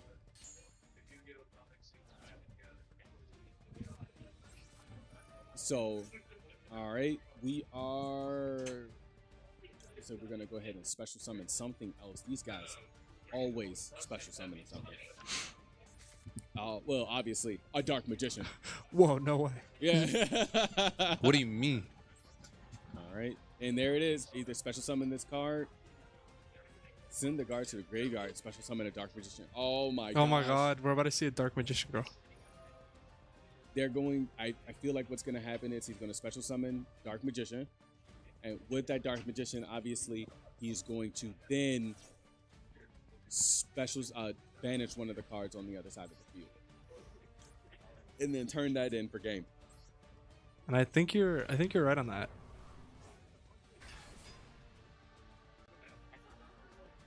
See? Yep, gonna go. Oh, wait, he doesn't get the opportunity to actually banish the card, but that's fine. Because I do believe that this is actually going to be game. There's nothing Paku's going to be able to do to stop this attack. And that is going to be a final blow there for the Eclipse. Congratulations to Phoenix and X-Ray Aspect. A very fun deck on both teams is from what I can take away from that. I'm going to be joined here with Speedy. So how are you feeling after seeing that game? Yeah, it was intense. I mean, Yu-Gi-Oh! Doesn't always get that competitive, so I am happy that we had two players that knew how their decks function. They were able to get, not only were they able to get really strong fusion monsters out on the field and get their spells set up, but we saw an entire board wipe at one point, and then they had to redo it all from the beginning again. So it was a really exciting game. It was a really back and forth, and I liked it a lot. And I would say give credit to the coaches. I mean, Billy was coaching Paku and X-Ray was coaching Phoenix. So both coaches knew what they were doing. And as well, it was just two good decks. We saw the fusion monsters on the side of the bots, then Dark Magician on the side of the Eclipse. We're going to be seeing a forfeit here for CTR. All right, so we're going to get a wheel spin and see what we will be playing instead. See if we can roll Pokemon for a third time today. Third time's the charm. Right. Let's see what category we're even in. It looks like it's going to be UFC. No, Forza. Are we going to see the wheel for once? We may. I mean, obviously, the bot's entire team will have to play due to lag and Bane's not being here. So, very possible that Paku gets the wheel out. I think at 14-0 in this one with with an hour and a half remaining, you just go for the fun, right? Try to do your best. Maybe practice using that wheel one last time before you hopefully sell it. We'll see what happens. It is a goofy instrument to bring, but the fact that it's legal does make things exciting. Hey. It's always fun when he walks in with it. If it makes him win games, it makes him win games. I'm honestly impressed. I'm impressed because I only have really ever seen like those kind of wheels just being used at like home or something, just kind of like on your own time, not in a competitive like aspect of it. It would be really, really cool to see him get good at it, though, because we could replay the tape of us sitting here talking it down. I can't and then wait. One day it's gonna he's be amazing. it's gonna be the commentator's curse. So he'll come in, he'll come in with the video, show us the video, and we're just gonna be sitting here and you're like, you know what? You proved us right. Like you proved us wrong. So maybe he does. If Paku, if you rewatch this and you see this timestamp right here, just prove us wrong. Prove us that the wheel is a necessity and that everyone in this league should have one. Right, turn it into the meta. Yeah. Right now it might not be as good, but his skill cap might be higher than any other player here. He might be at his peak level. Yeah. We will see what happens. But yeah, with 5v5 Forza, that means we're going to see pretty much every player in the game, barring 2 of the players from the Eclipse. So we will have to see. We already know AJ will not be available for this one, but there will be one other player that they leave out to anchor, like we saw them do with Aspect earlier. So I wonder if maybe they go with the same option again. But the wheel is different now. There are different games available. Yeah. We've run through a lot more categories, so there might be a better likelihood of a game rolling that's in Jury's favor now, so they might choose to keep him out instead, or Nexus, or it really just depends on what we're looking at for the rest of the wheel and who we want practicing their optimal games. The bots, on the other hand, will have to play their entire team, but they do have 5. We oftentimes see a team will come not prepared to play 5v5 games, so thankfully they do have a full team here. Not only that, but a guy so willing to play racers that'll bring his own wheel. And for a quick second, Mr. Lag and Baines got highlighted, and I thought we just got like the biggest mic drop of the history that they showed up, and we're here. So we're going to be seeing Snappy and Spicy go in. X-Ray is okay. So X-Ray is going to be going in Jury, and it's between Nexus or Phoenix. And Nexus is the anchor. Yeah. Smart choice because UFC is still on that wheel. Let's see what else could. There's still UFC, Rocket League. Rocket League has not rolled yet, and that League of Legends. Billy Nexus Rocket or UFC would be. I think that would be the thing that we were all looking for. It's been one of the matchups. I mean, we didn't get to see Black Diamond versus Nexus in a game. They did fight after the game, but we didn't get to see it afterwards.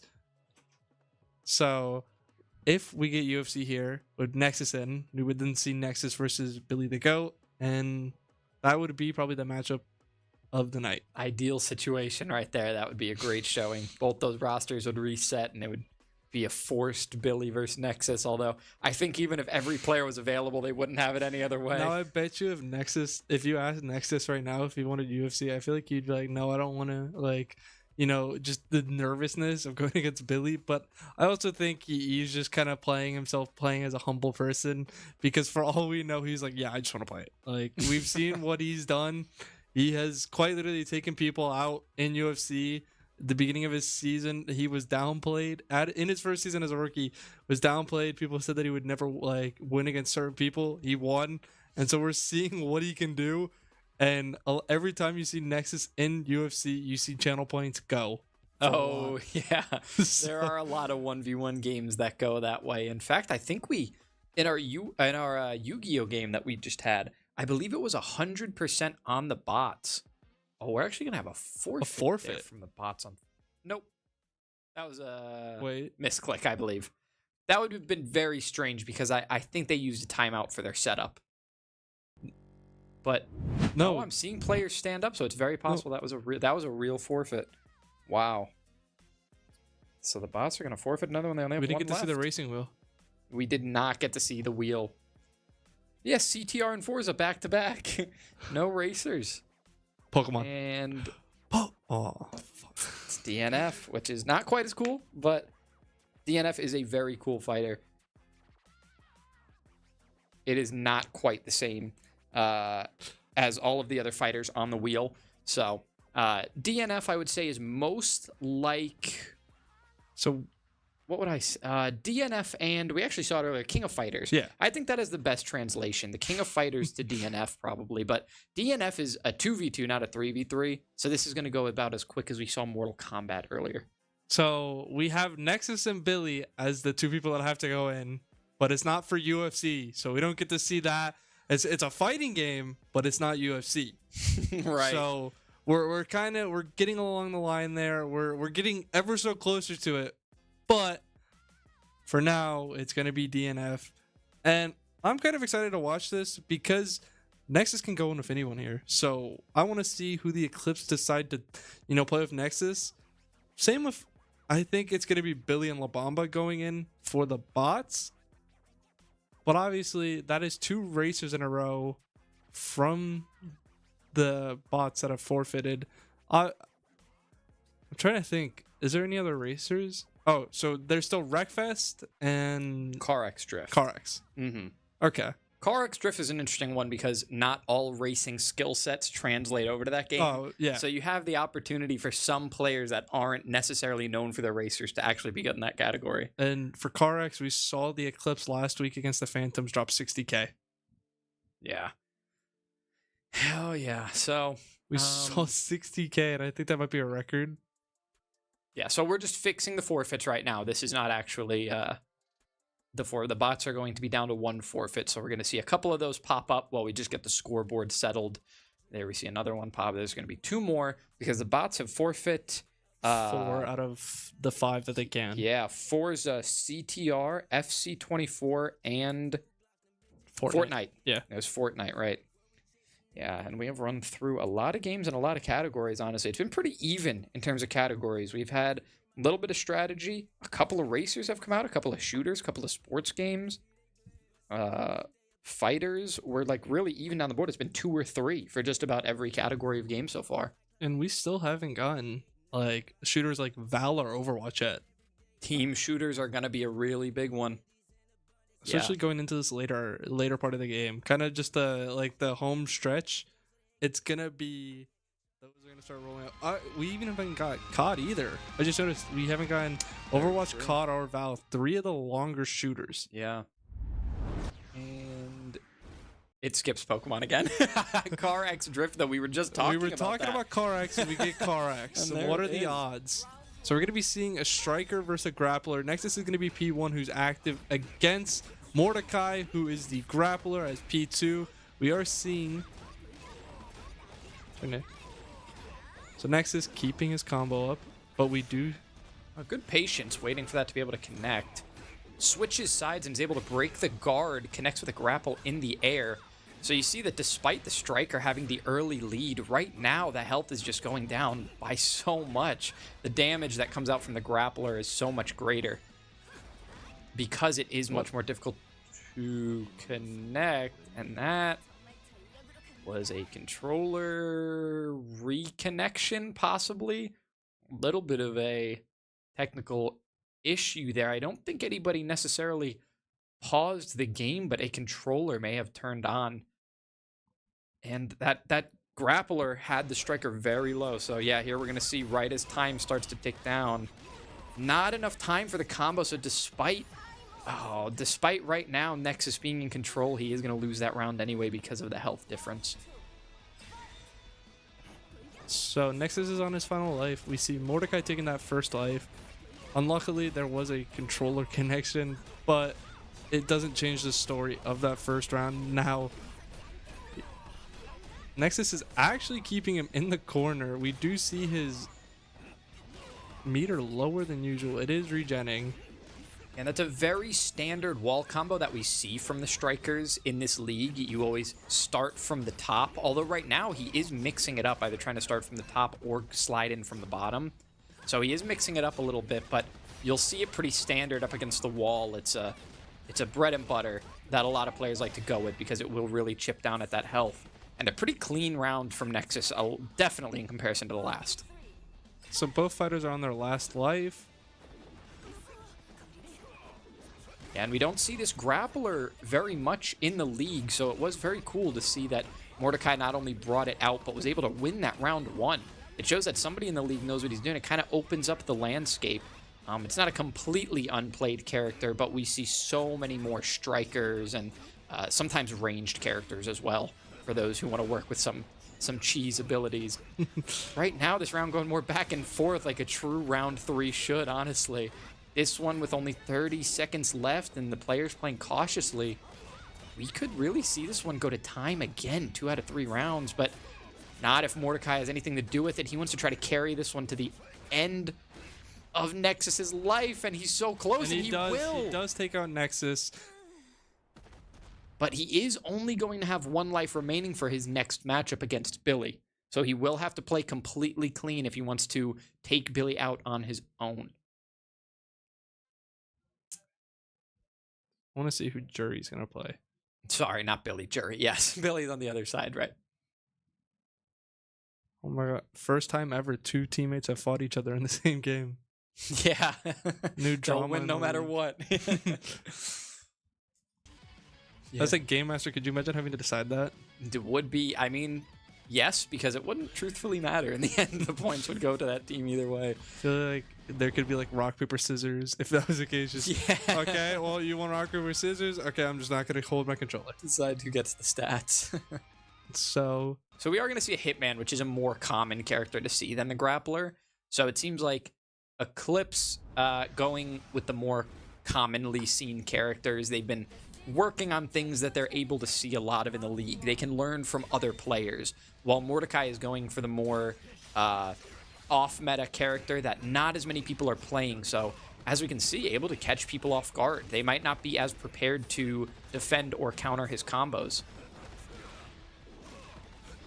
We definitely see less grabs in the league in DNF than some of our other games like Tekken, where there's a lot of King players. So it is very interesting to see how dominant he's being right now. Jury finally able to get himself out of that corner, and now we're going to see big damage. Hitman is able to do pretty diverse damage types, either light damage rapidly or heavy damage, but he's going to lose that first life. Both these players now going to be down to 1, with the difference being Mordecai has a teammate in the back. Jury on the final life for his team. And Jury this time going to get the first connection, so going to start with control. Already coming close down to that half health bar. Yeah, half a health bar left now for Mord. Trying to keep the distance as well, maybe play the time a little bit. He knows how quickly that damage can come out. Blocking in front of Grappler is not quite going to do it. Mordecai doing very good here to actually take Jury down to just about 75 or 25% life left. Mordecai continuing this string of combos in the air. Jury down to about 10%. And Oh, looking really good here. Mordecai might actually take this. Oh, he's got to slow down. He's got to really time this attack right. Oh! Oh, was that a tie?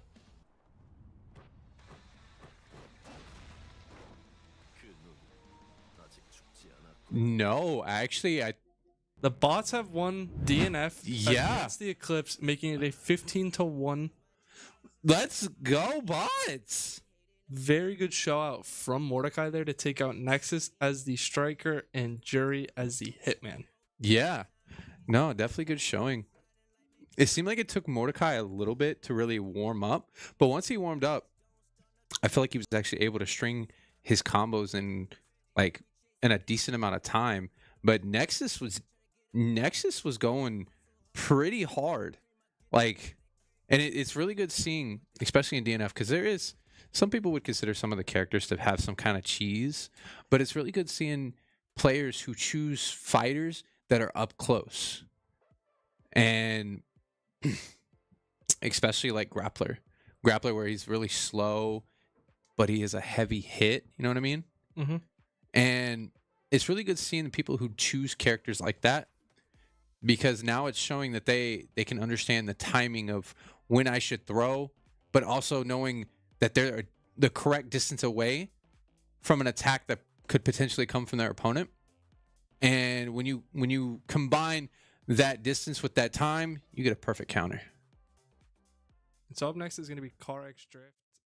We're going to be seeing Nexus and Snappy versus Paku. So we're going to be able to see the wheel. Oh, yep, he's using the wheel right We there. see him drifting. We're going to be seeing him use the wheel. And next, we're going to be getting League of Legends. Ooh, I'm actually really excited about this one. I feel like this is going to be a really good matchup. It's going to be like the Battle of the Titans. That's how it feels. Some nice swinging action going around here. Some nice drift. Nice little drive on a Friday night. So PC 10 is going to be Snappy. Nexus is going to be the person that has the little shrug. Endgamer or PC 1's going to be Paku, and La Bamba is going to be PC 3. So keep a lookout for Paku. As you can see, he has the wheel. So the wheel is being put into action. Mhm. You didn't get to see it in CTR, Forza, Need for Speed either. I don't think you can use it in Need for Speed. Possibly, I don't know. I'm not too sure what the settings allow, but really good drift combo. Oh, don't lose it. Oh, he's got to get it back. There you go. Got to keep that drift going. Keep that combo meter increasing. You can see those points just rising. Here we go. We're watching. Is that Snappy. the Snappy? Yeah, this is Snappy's point of view.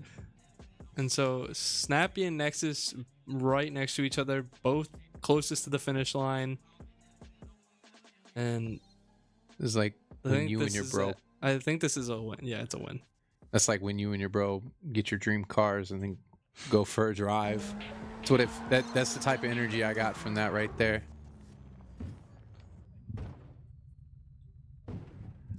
And that's about 15k points for the Eclipse combined, and I think it was about maybe 3k for the bots.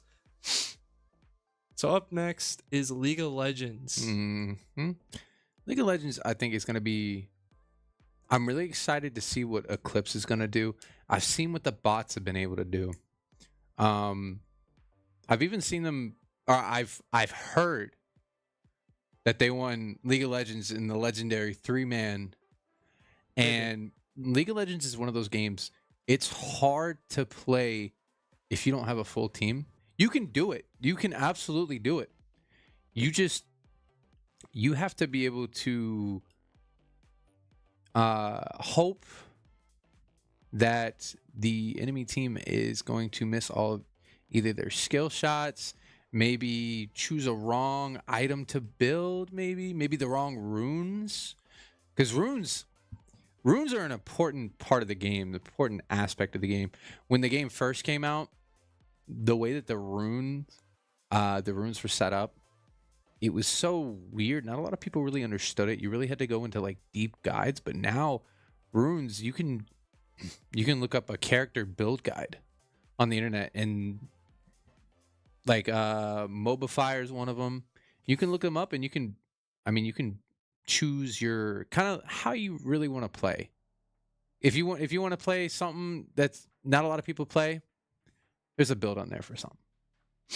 And I'm pretty sure I think I'm right. Eclipse actually have the record for the fastest ever win in League of Legends, and they won it this season. I think they did it in 5 minutes and 40 seconds. Like, they took out the Nexus in 5 minutes and 40 seconds. Like, They won a game of ARAM in 5 minutes. Yeah. Wow. It Okay. was against the Bucks, I believe, so a 3-man team of the Bucks, but they completely cleared it out. Nexus, X-Ray, Snappy, Spicy, and Phoenix are going to be going in with Paku, Saturn, Mordecai, Billy, and La Bamba going in. I think this is going to be a solid setup. I mean, we expected that of the bots. I mean, currently they still only have 5 players here.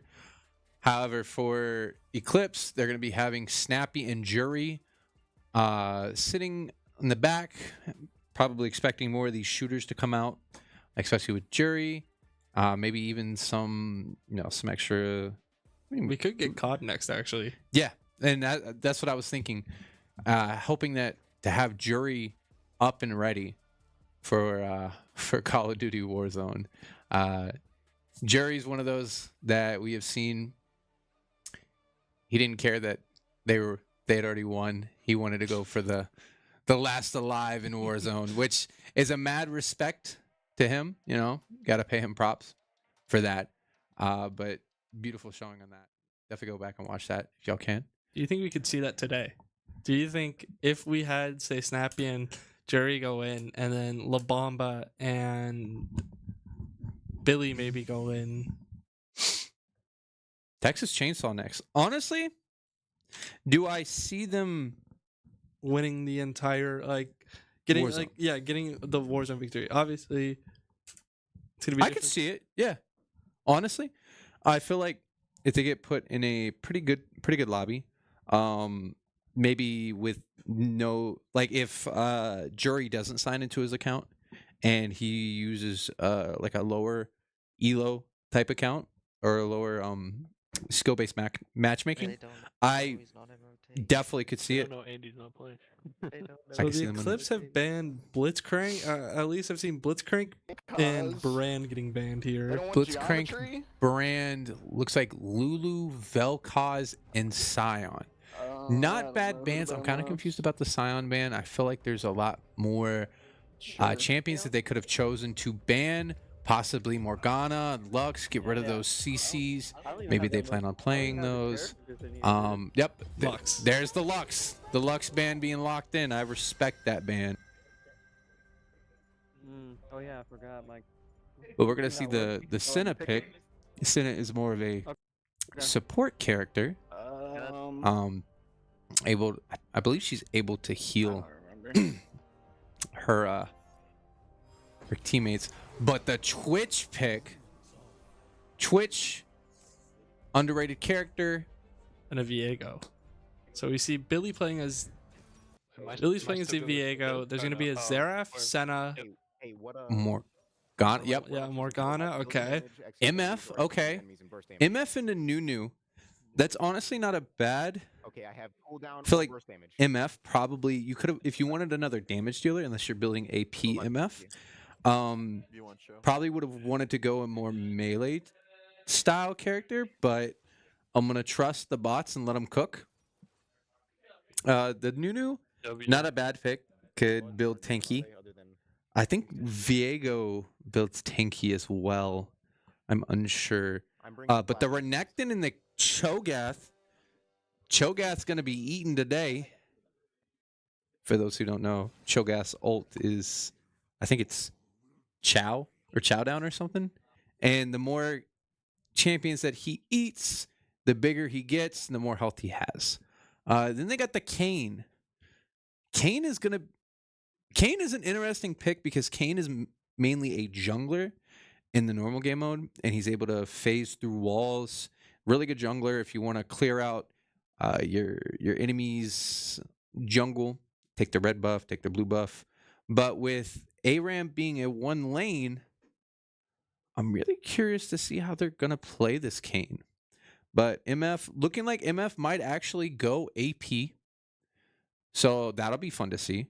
Twitch is probably going to build attack speed. Cho'Gath is just going to build health. Just before this game actually started, Nexus swapped of X-Ray Aspect. So Nexus is going to be the Senna. Oh, And- Nexus is choosing yeah. Senna? Yeah, they did a swap. So Nexus is the Senna, and I believe X-Ray Aspect is going to be the Renekton. And that's a popular thing you'll see a lot of teams do is or especially in the esports scene, is if they're afraid the enemy team is going to choose a champion that they want. Uh-oh. Game has been paused. Anyways, what I was saying, if you have a champion that you want to play, but you're last to pick on your team, you're going to have somebody on, like, at one of the first couple of your teammates, you're going to have them choose, and then you choose one of their characters, and then just swap. I mean, it's as simple as that. But looking like we might have some technical things going on in League. Hopefully, we'll still be able to play that. I really want to see how this game's going to go. I want to see the APMF build, Misfortune. Misfortune is typically played as an AD carry, so she always builds. She goes with a crit build, little bit of attack speed, but the AP build was strong a couple seasons ago. Another thing too, I wanted to see that Cho'Gath. I wanted to see how big they were going to be able to get that Cho'Gath. But what else I would like to see? I'd like to see League of Legends played on the main stage In Michigan. in Michigan. At the Devos Performance Hall on June 8th, we could be seeing this League of Legends get played again. We could be seeing the most competitive League of Legends with this QR code on the screen. You scan it, it'll take you to the website. You buy your tickets. We are almost sold out, by the way.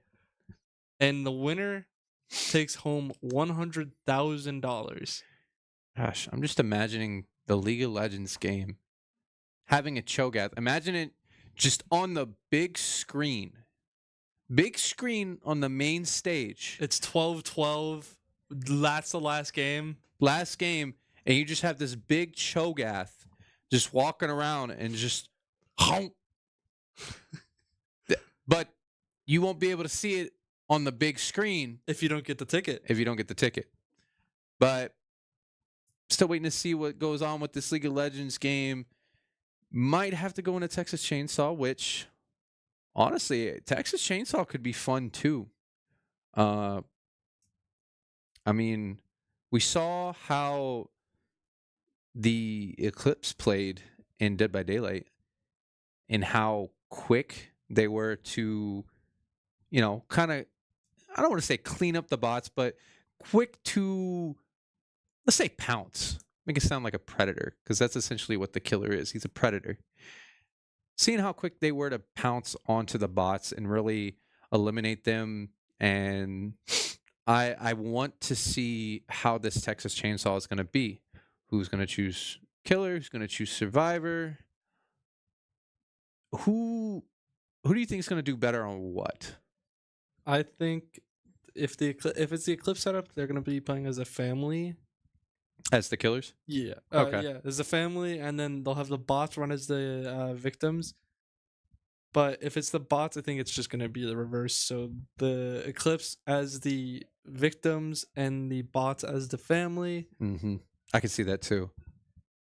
And so, I think, yeah, actually, I could definitely see that. I think La Bamba would probably take main killer, probably go Leatherface. And then who would be the other two that you would put in with him? with La Bamba, Yeah. probably Paku, and then maybe Mordecai. I feel like Mordecai would be a good addition into that. And then on the Eclipse side, because they would get a full reset, because Jury and Snappy would have to go in, probably Nexus and Phoenix. Is that what you think? I would maybe say X-Ray. X-Ray? Instead of Phoenix. Okay. Or maybe X-Ray instead of Nexus. You think X-Ray instead of Nexus? Possibly to just save him for the possibility of UFC. Or Val. That is true. Actually, yeah. Yeah, because Val is still up there. So is UFC. Uh-oh. Let's see. All right, and we're in the game. I'm happy. I get to see this Cho'Gath. Just chomp. So, looks like Clips are going to sit here, get all the CS. For those of you wondering what CS is, it's just minion coins. It's just coins. Just gold doubloons. I'm not sure what CS stands for. I just know how to farm CS. You just click on them when they're almost dead. That's it. Not too much going on here. Gonna let these minions kind of hold the push, prevent them from getting into tower. Kane, I believe Kane is going to be sitting right there where that ping is. He's going to be doing his best in the or no, that might have been Viego. Where's the Kane? There he is. Yep. I'm going to jump in. A lot going on here. No new snowballs yet. Twitch is going to be sitting here trying to do some damage. Twitch almost has the Cho'Gath. So for those of you who don't know Twitch, one of the reasons Twitch I feel is underrated. Twitch, his passive is the more damage you deal to a champion, and unless they've changed this, Twitch's E does more damage based on how many of the little rat symbols the champion has on them. So his passive is he basically does poison damage, and the more poison damage that they have, the more the E damage does. Which is why his building attack speed is so strong on him. What I didn't notice actually is I don't think they banned an Alawi. None of them actually went into play Alawi. So I have a feeling Alawi actually just isn't strong this season, which is possible. Either that or maybe a lot of the players just... Because I've seen Alawi as one of the most common picks. I think the Cobra's ran in Alawi against the bots, and that's one of the things that they use to win. Now, I do agree that it maybe just isn't the play, but I just can't remember. I don't think they banned like an Alawi at all, so it's not like it was banned, and that's why we're not seeing it. Well, a lot of games like League of Legends, because there's so many champions, you're only going to have a small pool unless you devote your time, which is a lot of time for this. A lot of normal games take up to anywhere between half an hour to an hour and a half. I mean, that's about a general consensus, maybe. They're going to have a small pool because there's 32 other games that they got to play that they're going to know. So if they know that anybody on the bots don't play Alawi, they're not going to run that Alawi. But they had a feeling that they were going to play either Scion. Oh, here we go. Nice little fight. Looks like we got Nunu over there being tossed around. MF getting the nice ult in. Looks like that team fight actually went to the bots there. Yeah. Score is 3-3 right now. Eclipse is going to be sitting under their tower. Renekton's real low. Renekton could heal. One of his abilities does heal him. He's got to build up that rage. That's what that red bar is. The more attacks you do, the more rage you build, the more damage all of your abilities do. Senna trying to get some healing. Renekton goes down from the Twitch. Bots are looking really good. Oh, you got a snowball coming from Nunu, but no initiative taken off of that. Probably just like a poke, stay back there, you know. Couple more CS. Viego retreating back, trying to do some poke damage. MF trying to CS a little bit. Nunu snowball. Nexus has healed his team, by the way. So Good. Nexus doing a smart choice as a Senna. Oh, Was that the Nunu going down? No, that was the Viego. The Viego. So we do see Billy going down. Hey, no, that makes sense that he's playing the Viego too. Because I feel like League of Legends might have been a game that he used to sweat back in the day. I don't think it's a used to. I think it is. You think it is? He's Billy. He's he's definitely a smart Billy person. is probably top 3 in the league at League of Legends. I could see that, honestly. Still not much going on. Nobody's taking any tower damage. Not too much to be significant right now. Looks like there might have been a little bit of bot damage to the Eclipse tower. Maybe some bot damage to the bots tower. I hope I didn't say bots twice. Did I say bots twice?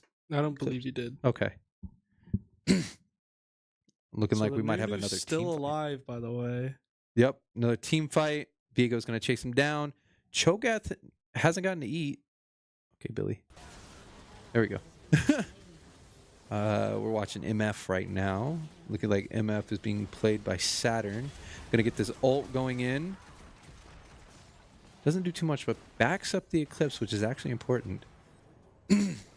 Twitch has not been back to buy, I don't think, so Twitch is kind of at a disadvantage right now. Uh-oh. Yep, Renekton getting that Q off, getting that rage built. Viego trying to save. Billy, Billy tries. His team is here, though. Nunu. Nice. No, Kane got double kill.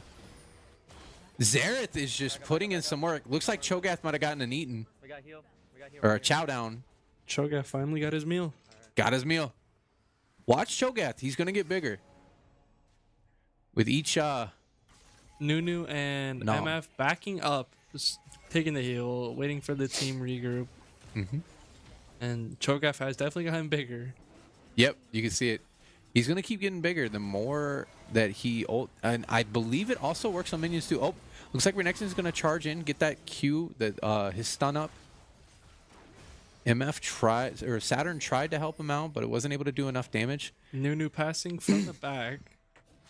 Yep, Did that hit? Do we know if that hit? I don't think it did. Looks like Viego is going to be sitting in the back, which is kind of smart. Trying to stay hidden.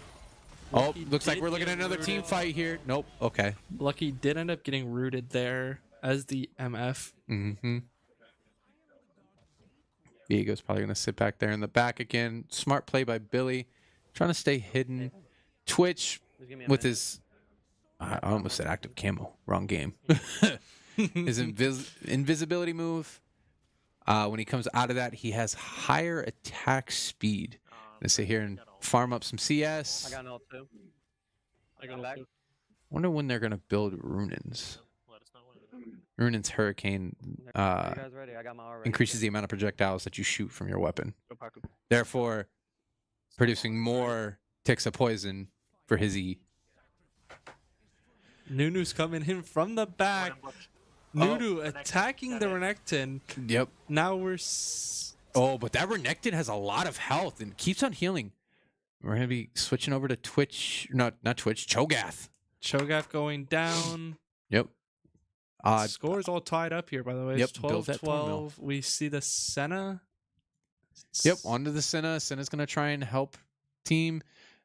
Oh, if they weren't behind. Oh, that's kind of brave there, Twitch. I don't. Oh. Yep, and then Twitch just queued out. That's his invisibility thing. 18-12 now because of the first turret being taken out. Bots are looking real solid here. Gonna take out the Renekton. The good. Oh, takes out the Senna. There goes the Eclipse's healing. Gonna move over here to Kane. Kane's hidden in this bush. Gonna come out, do some poke damage. Yep, gonna retreat back, get this heal. Not a bad idea. Try and reset the fight, get the minions up there to pause their minion wave. Yep, go back, grab some more health. Smart choice. Oh, I wish they would hold their menu up so I can read what they got. I want to see who's done the most damage. Yeah, it'd be kind of cool if we could see that like at the end of matches. That'd be cool. I'm gonna open the door and just yell at them and be like, once this match ends, hold tab. Hold I'd like to tab. see the scoreboard. Please. Mordecai pushing forward, getting pressed by X-Ray going down. Oh, So, but that Renekton Q was 13 too to strong. 20, a 7-point difference here. So he's gonna build a black cleaver. So it looks like that Renekton's building lethality. Or no, that wasn't Renekton. That was I think that was Viego that we were watching. Yes. Building lethality. Okay. Lethality mainly just like bleed MF damage. using her R. Taken out though. Nunu's still up under the tower, playing for tower. No problem. You just say used her R? I think we just need to keep Is the it tower not? at 15, right? I think okay, then I was wrong. How much time No, we no, got no, no, left? no. You're 100% right, but How much? A lot of people say old. It just it just caught me off guard. You were not wrong at all. It just caught me off guard. The amount of games that I go in between. Hey, look. It's like ult or like different terms. So Yes, it's really hard. I've heard ult, burst, Q, R, stuff like that. Yes. So I'm just remembering League, and I'm like, okay, R. Yeah, R ultimate ult. I forgot what her actual name is. But here we go. Might have another team fight here. Nope. Nunu's gonna back off. Yeah, you should have kept going with that. Looks like it's Paku unit, Paku on Spoken minions. Nunu. So it is 16-21 right now. You can hit the switch. Eclipse have taken about They just I'd say probably almost half. a Just above quarter half. of their tower. Oh, We are 3 minutes away from the 15-minute mark to where if you die, you cannot respawn. yep. Looks like this might be another fight under tower. Eclipse is trying to take as much poke damage as they can into it. Cho'Gath not as big as I would hope he would be, but we're working on it. Looking like spices on Cho'Gath. Pick up the CS. Spicy does have 2K, by the way, left up in his to buy. So Oh yeah. So a lot of these teammates now, they're gonna want to look at possibly dying here. Oh, nice ult from the MF. Gonna charge in. The Twitch ult gets the triple. Almost got the quad. 16-25 right now. Waiting for the Penta. Looks like Viego got the kill on Renekton. Good team fight there. This is what I was saying. League of Legends is going to be where these bots shine. League of Legends is a very strategic game. It's not just your skill first-person shooter or your timing abilities from fighters. It's one of those you got to worry about builds. 16-31 now. 2 minutes left before stopping if they get killed. Yep, Nunu's gonna go down. Still a minute and a half. So everybody's gonna be 19-31. Eclipse could take out this first tower here. Haste. Interesting. Went with a death's dance. That's something I expected. A void staff. Yep. On Nunu. Gonna be doing more damage with that. Probably with that big old snowball. This could be first tower for The Eclipse. with just about a minute left, Oh. and we have a fully healed. Okay, Yep. so 26-31. Uh-oh. Bots are kind of selling a little bit. They're solo. They got to worry about these solo pushes. They have to converge. So what they're going to have to do, they're going to have to stun lock this Renekton and then aim for probably either that Cho'Gath or the Xerath. Honestly. 30 seconds now until that 15-minute mark, and we are separated by 5 points. Yep. Well, the crazy part is it feels like these teams are actually a little evenly matched. The Eclipse definitely chose a really good Team comp. Yeah. I mean, they have two massive tanks. One of them does actually both of them do pretty decent damage too. Depending on what the Cho'Gath has built, as well as the Renekton. If the Renekton has built lethality as well as health, he's going to be hard to kill. Same thing with that Cho'Gath. Cho'Gath is just going to be a big old health pool. 15-minute mark now. This is where the team fights are what determines this game. We see Nunu coming back. Paku retreating back. Smart play. Don't take that fight. Do not 1v5. That's Billy is the V. So Billy is the first one up. Oh, looking like they're gonna take the MF. MF is out. They have MF out, by the way. Ooh, good ult by the Twitch, forcing them to retreat. Looks like Viego's gonna go in. Viego's gonna go down by Sienna.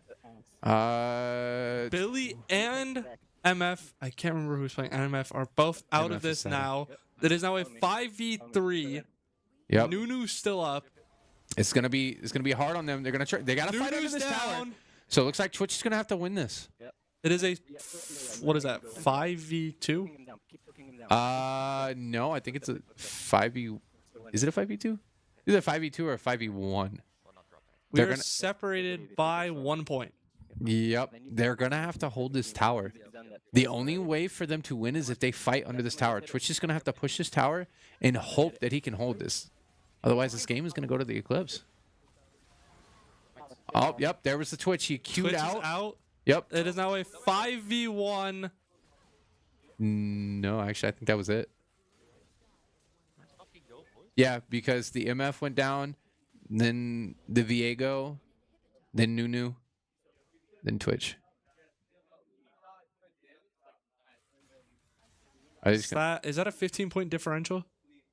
If it would be like 31 to, I believe the Eclipse won. I think you were actually right about that, yes.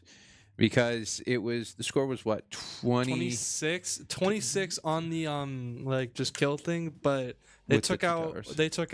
the inhibitor. So super minions. Does that count before or after they were killed? Doesn't the game end when the other team dies?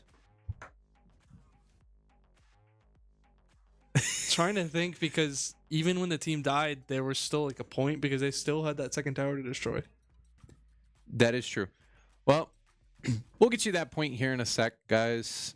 Right now they're trying to calculate up the And score. if that was an Eclipse win, extremely good showing, because at first it was looking like it was the bots were taking it, Mhm. and they just kind of flipped the tide.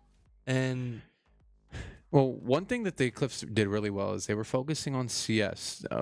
CS is a really good source of gold or coins for you to buy your items. And I mean, a lot of factors could be cut into this about, who had the better builds. A lot of this, as we said earlier, runes. Runes are a massive thing. If your runes do not complement your champion at all, like let's say you're building health runes on an ability power person, does magic damage, you're not gonna do as well as if you built magic runes. I mean, it makes sense.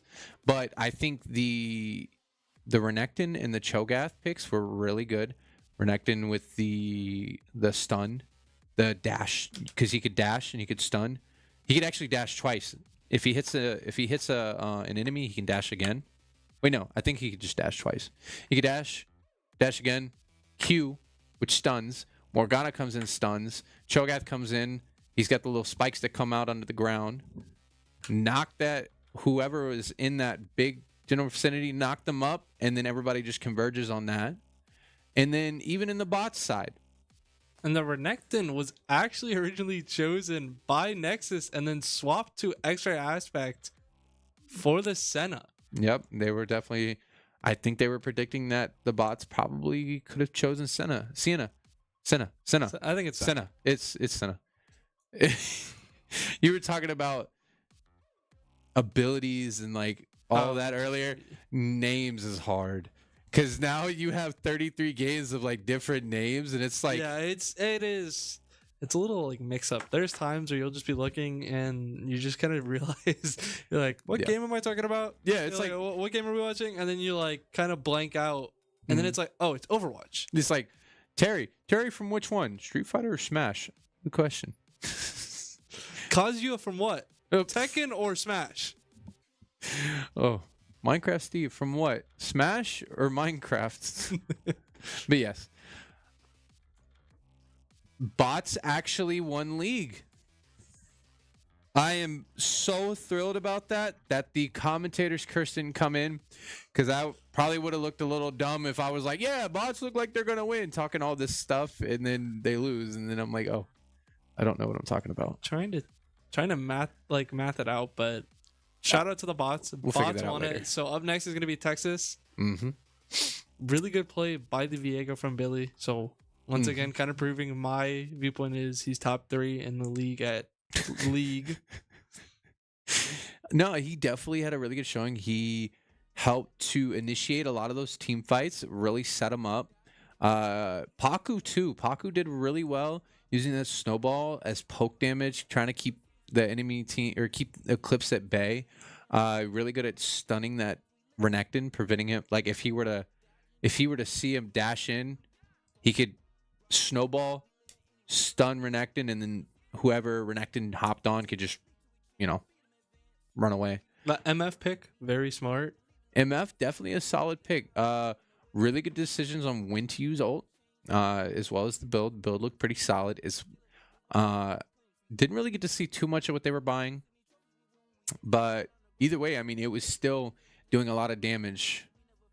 Even the Kane, I said earlier, like Kane was kind of an interesting decision, especially since his, one of his main things is he can pass through walls, and there's no walls in ARAM. But he was able to do a lot more than that. He's able to do AoE damage. I like the Twitch pick, actually. Twitch pick was a very good pick from the bots. I'm telling you, Twitch is very underrated. Twitch, I think you build Kraken into probably Infinity Edge into Runins. And, I mean, you've already won at that point. You could take on a 1v2. And a lot of people don't realize that because of his passive where he stacks that poison, and then in combination with his E, you're doing a massive amount of damage. And then his ultimate goes through champions. So, but we got a minute on setup for Texas Chainsaw. I'm gonna stop my rambling about League of Legends. 50 minutes to go in the game. Texas Chainsaw bot setup. I'm thinking they're choosing. They're choosing killer. I think they're gonna be family. Yeah, they're definitely gonna be family. Which means it's gonna be Lucky, Saturn, Billy, and probably La Bamba, maybe Paku. And so the only person on the Eclipse that can't go in would be Nexus. So then it would definitely be X-Ray, probably Spicy, Snappy, Phoenix. Yeah, Yeah, I Okay. think that's a good shout. I think that'll be a really good setup. I really want to know what they're gonna do on the Survivor side, because we saw what they were able to do on the Killer side, and we saw what bots were able to do. Well, we saw how, I don't say how unprepared, but saw what they were able to decide to do on a killer they didn't expect. So I want to see what both teams are going to have in store for us in this game. I think they'll probably choose Leatherface. We'll see. Not a 4v4. 3v4. So the bots are going to be playing as the family. The victims are going to be the Eclipse. Oh, there's Grandpa. I'm just gonna Gotta feed him. If I spawn house, I'm just gonna pick up the blood. Yep, and then go. Leatherface. Rocket League. Oh, and we're going into Rocket League. With Nexus, I believe, available. Why are you killing this poor man? And so Billy is going to be the Leatherface. Gruesome. Yeah, Very I could gruesome. see it. Very gruesome. He is the mastermind of the team. Big brain. I want to see these big brain moves from Let's see Billy. what map they are on. This actually looks like a new map than from what I've seen, possibly. It's not that typical house one that I've seen. I'm just imagining turning around and seeing Leatherface just running at me With a chainsaw. with the chainsaw. So, not exactly sure where the Eclipse is going to be. They're doing a really good job at hiding and sneaking around, as, pretty much what they want to do. Billy running around like a chicken with his head cut off, trying to see if he could find anything, maybe startle up some stuff. Skeleton, it looked like a dead body just hanging out there. Just chilling. Not the Eclipse, unfortunately. Where are the Eclipse? I think they were opposite to him, so on the complete other side. Yeah, I think you're right, actually. Uh-oh. He's getting a ping. A couple other pings. Looks like he might have found the area that they're at. So he's going to sneak around here. Trying to keep that chainsaw going. Don't want to stop that. So, going to destroy this barricade. Victor Noise says, oh, They got one of the doors, I believe. yep. And they starting to awaken Grandpa.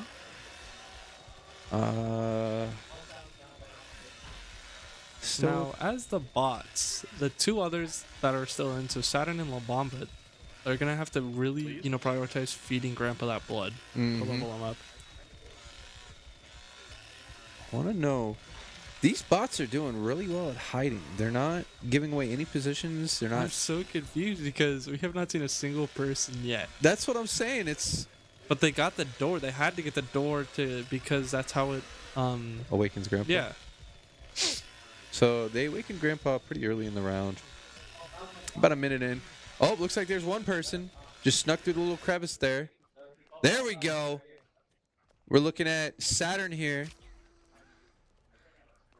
Here we see Saturn out of stamina, actually. Still has sight of one of the survivors there. Saturn able to go through this, by the way. Oh, looks like he set down a bear trap, maybe. It's going to be Johnny and the Hitchhiker. Sounds like a band. Johnny out of stamina. Did they get out? We then... Okay, so whoever that victim was did drop down the well. Oh, looks like he sees Leatherface. He's going to try and run away. Oh, it looks like that's going to be Snappy. Looks like there's 2 Eclipse members in this room. They're hiding right now. They know that Billy's right around the corner. They just saw him. They heard him. Hearing that chainsaw. Oh, he's getting ready. Yep, he's going to dip. But I don't know if Billy... Oh, Billy turned. I don't know if he knows that the second Eclipse member was there either. Snappy kind of just sitting there. Keep still to avoid. Grandpa's power is increased. Yep. Oh. Looks like Snappy's just gonna sit there and continue toying with Billy. Wonder what Billy's gonna do. If Billy's gonna continue to fall for it, maybe chase him, try and flank maybe. Looks like that door hasn't gotten open. Gonna take down this barricade. Open up some more rotations for him. Oh, Billy's gears are turning. Back in the same room. All right, so we got 2 other Eclipse members up here. Looks like Daphne from Scooby-Doo. Did they get the gate? Velma. So what are they doing there? It looks like they're picking flowers. Have they gotten the gate to get out, or are they just waiting for their team to get up? They could be waiting for their team to get up. Oh. Looks like Jury's health is running really low. He's trying to escape this. I don't know how much. Oh, don't. Did you see? I swear I saw his teammate. Yeah, his teammate was right there, but. Yep. Oh, looks like he gets in. Oh, but he's right into. Oh! So that is 1 member of the Eclipse down. Jury going down. There is now 3 left. If the 3 can get out, which we see 1 person escaping. Oh, looks like that's Nexus. Nexus is out. Snappy's still down here, running down to the basement. So I believe X-Ray was the one who got out. Yeah, because Nexus isn't in. So X-Ray is probably out. Snappy, yeah, you can see him standing right there. Snappy's still. Void. Oh, you don't care. Oh, So Snappy gets out. It's a guaranteed win for the Eclipse. And we see Snappy getting trapped actually. Yep, looks like that was a bear trap. He's able to get out. Running through man cave garage. Not me just realizing that there are names to these rooms right here. Oh, I thought he was walking into like a cell. What's he about to do? Is he about to stab Grandpa? Or is he running? Oh, he's making his way. Looks like they're guarding, kind of gatekeeping. Oh. He tackles Leatherface. But there's still 2 more. Are they going to get there in time? Nope. And that is an Eclipse win. Yep, and that's going to go to Eclipse.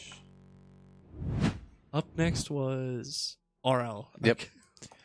Texas Chainsaw. Not bad.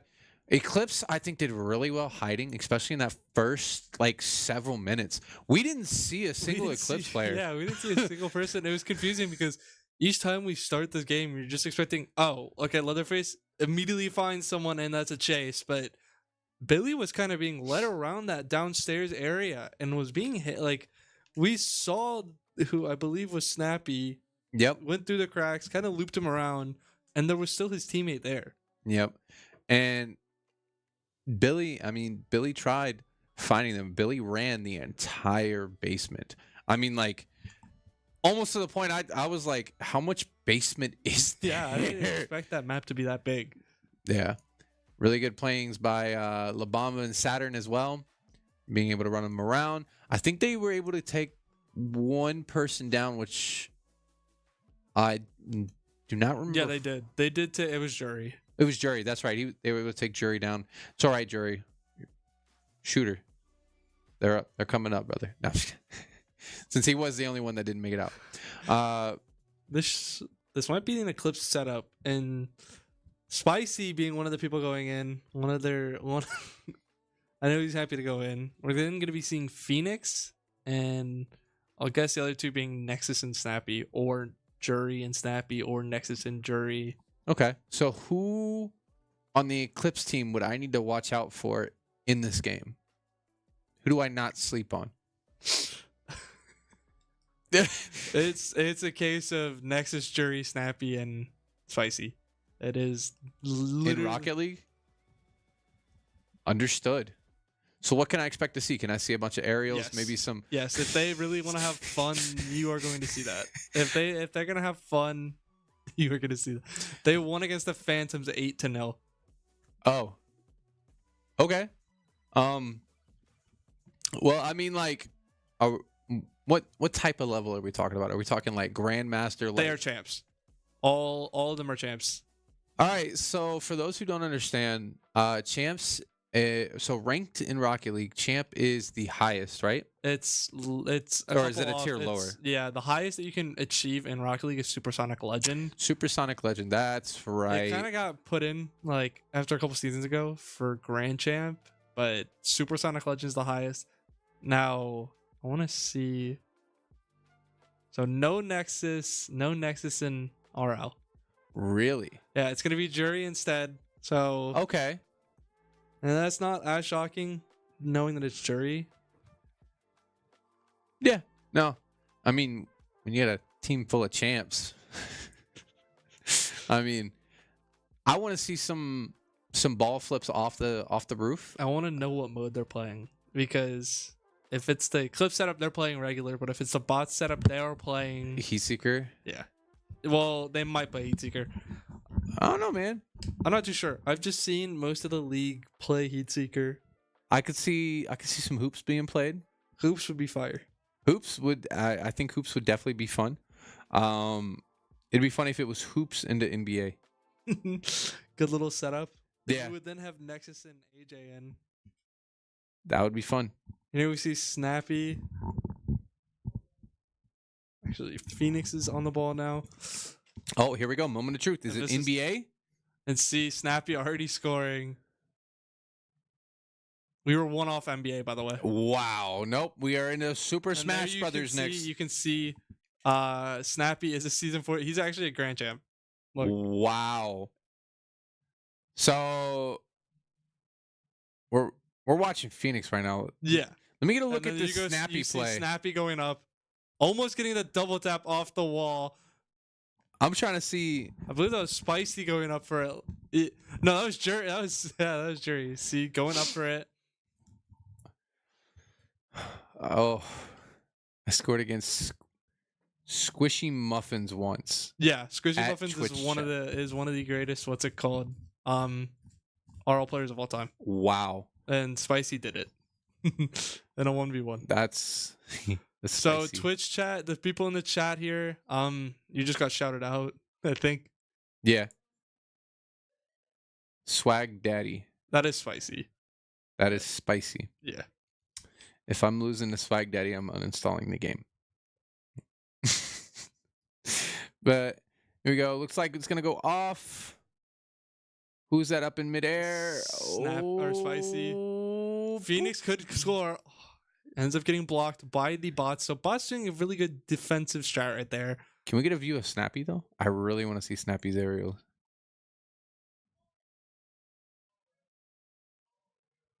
Phoenix got a goal. Okay. Sets it up in the middle, hits it in. All right. Good position. I'm going to try and get this ball. No. Predicted? Try to predict Good the fake out kickoff. from the Phoenix. Yep. And then go up. Oh, bump. That actually might have helped. Oh, okay, never mind. And this is where it kind of really changes the league. If you have a team like this isn't even their like most optimal, and it's still this good. It's definitely solid. It's definitely a solid comp. You know There what I goes wish Snappy more people did? midair. You know what I wish more people did? What? Like how Spicy did. Just type to chat. Talk to chat. Talk to us commentators. Mid game. Misses it just barely. So Phoenix is going to be running the Fennec, by the way. Fennec, That's a sweat car. yeah, it's a pretty good car. It's known to have the best hitbox in the game. Which explain I figured that's why, because when you watch a lot of esports games, you see a lot of people play either the default. Yeah, the Octane or the Fennec. Yeah, the Octane or the Fennec, which I'm more of an Octane person when I play Rocket League. I've tried the Fennec out. It's alright, but I just prefer the Octane. okay, misses it just barely. There was a chance that we could see Snappy. Here we see Jury actually going up for the ball. Spite are almost. They're trying to hit the ball from each other, by the way.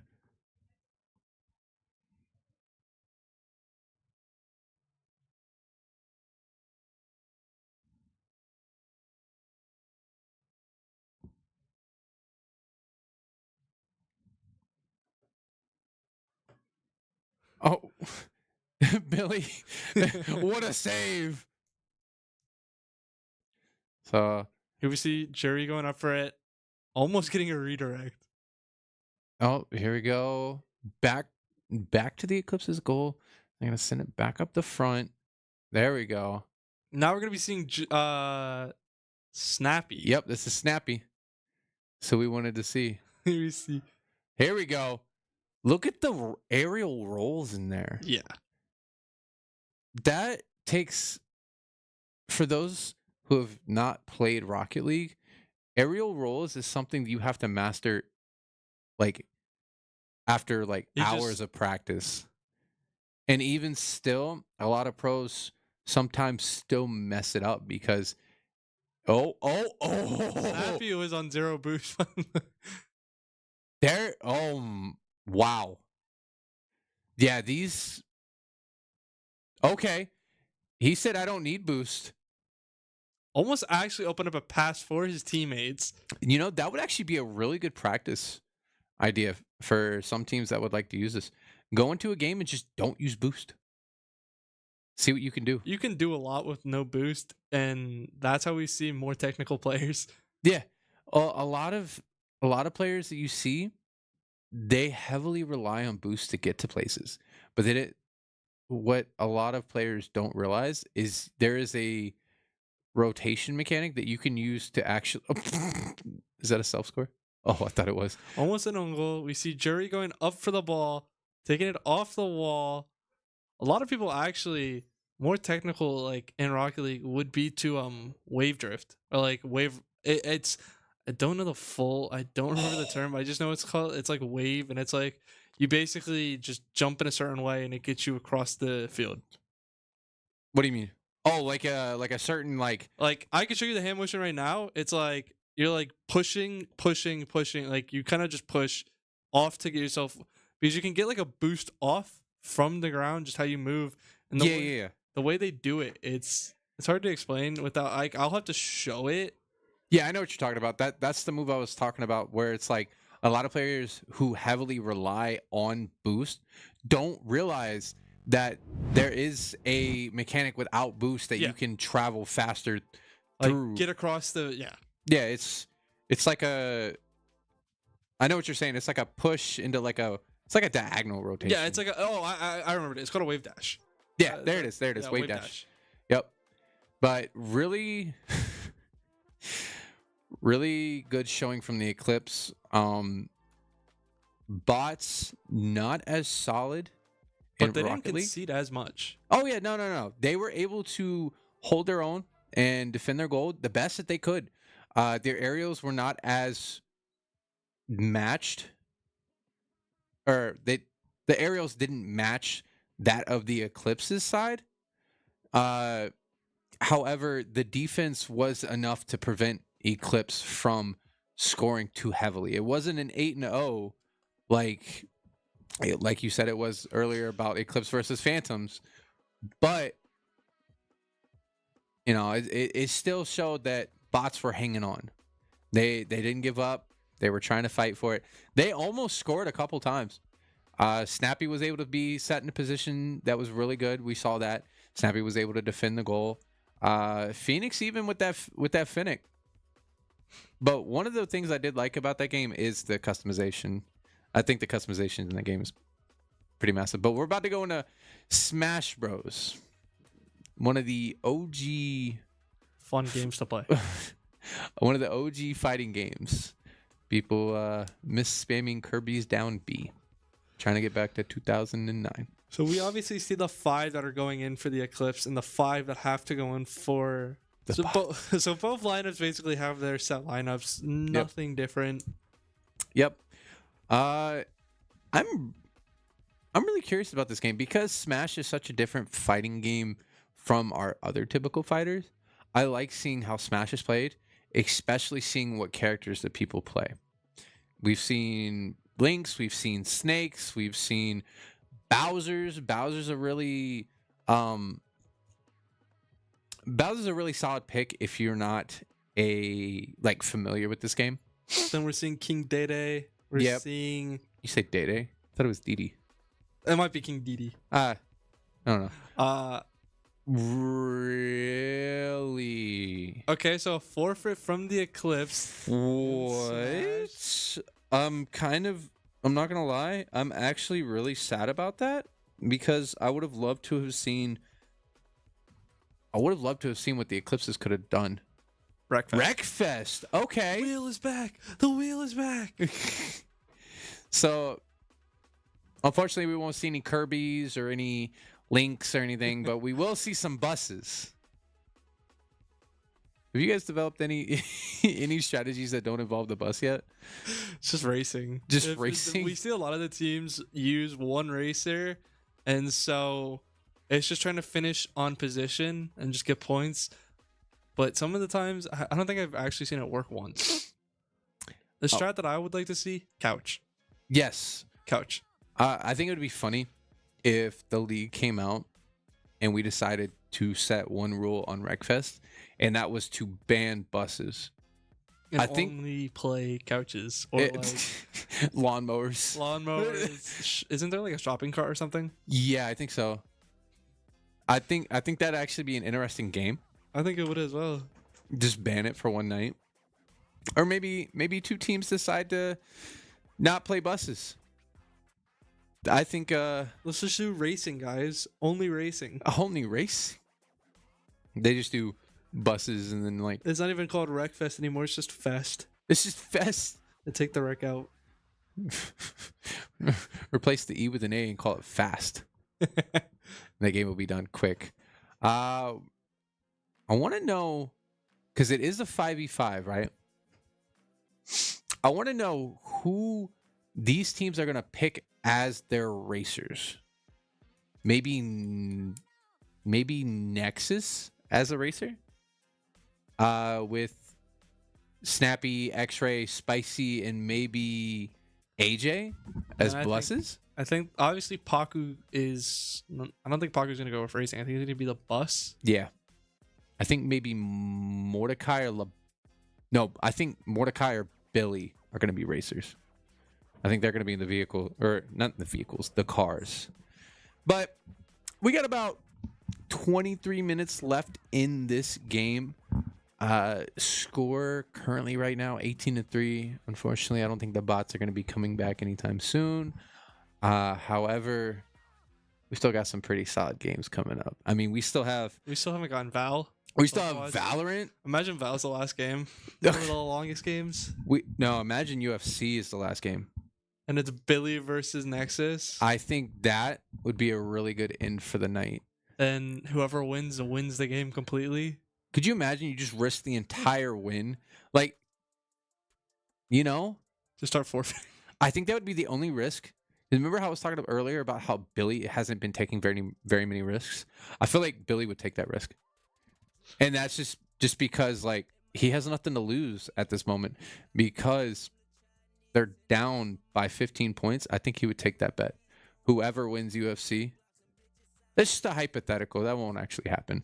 That's just a hypothetical. Maybe it will. Just imagine the commentator's curse. Oh, that would be a moment of all time. I think that would be a moment in, that'd be a big moment in UEL history. You guys remember when Eclipse, who were 9-0, risked an all or nothing in UFC and won or something? Yeah, that would be kind of crazy. But I mean, we still have Valorant, we still have NBA, we still have we have Guilty Gear. Guilty Gear. We haven't even seen Guilty Gear. We haven't even seen Tekken. That is true. Tekken. They were talking about wanting to play Tekken today as well. Both sides. Yeah, I think Tekken would be a fun game to watch tonight. Same thing with Guilty Gear. We still have Call of Duty. Oh man, imagine Call of Duty's last game of the night. And they get a win. They actually get a win and call it like a Warzone win. I know. I would love to see Jury get that final win if he could, or even bots. We also have. Trying to think about any of the other games. We still have Gears of War. Gears of War. There are so many games that haven't actually rolled. StarCraft hasn't rolled. StarCraft has not rolled. StarCraft final game of the night. Who says no? Oh, who says no?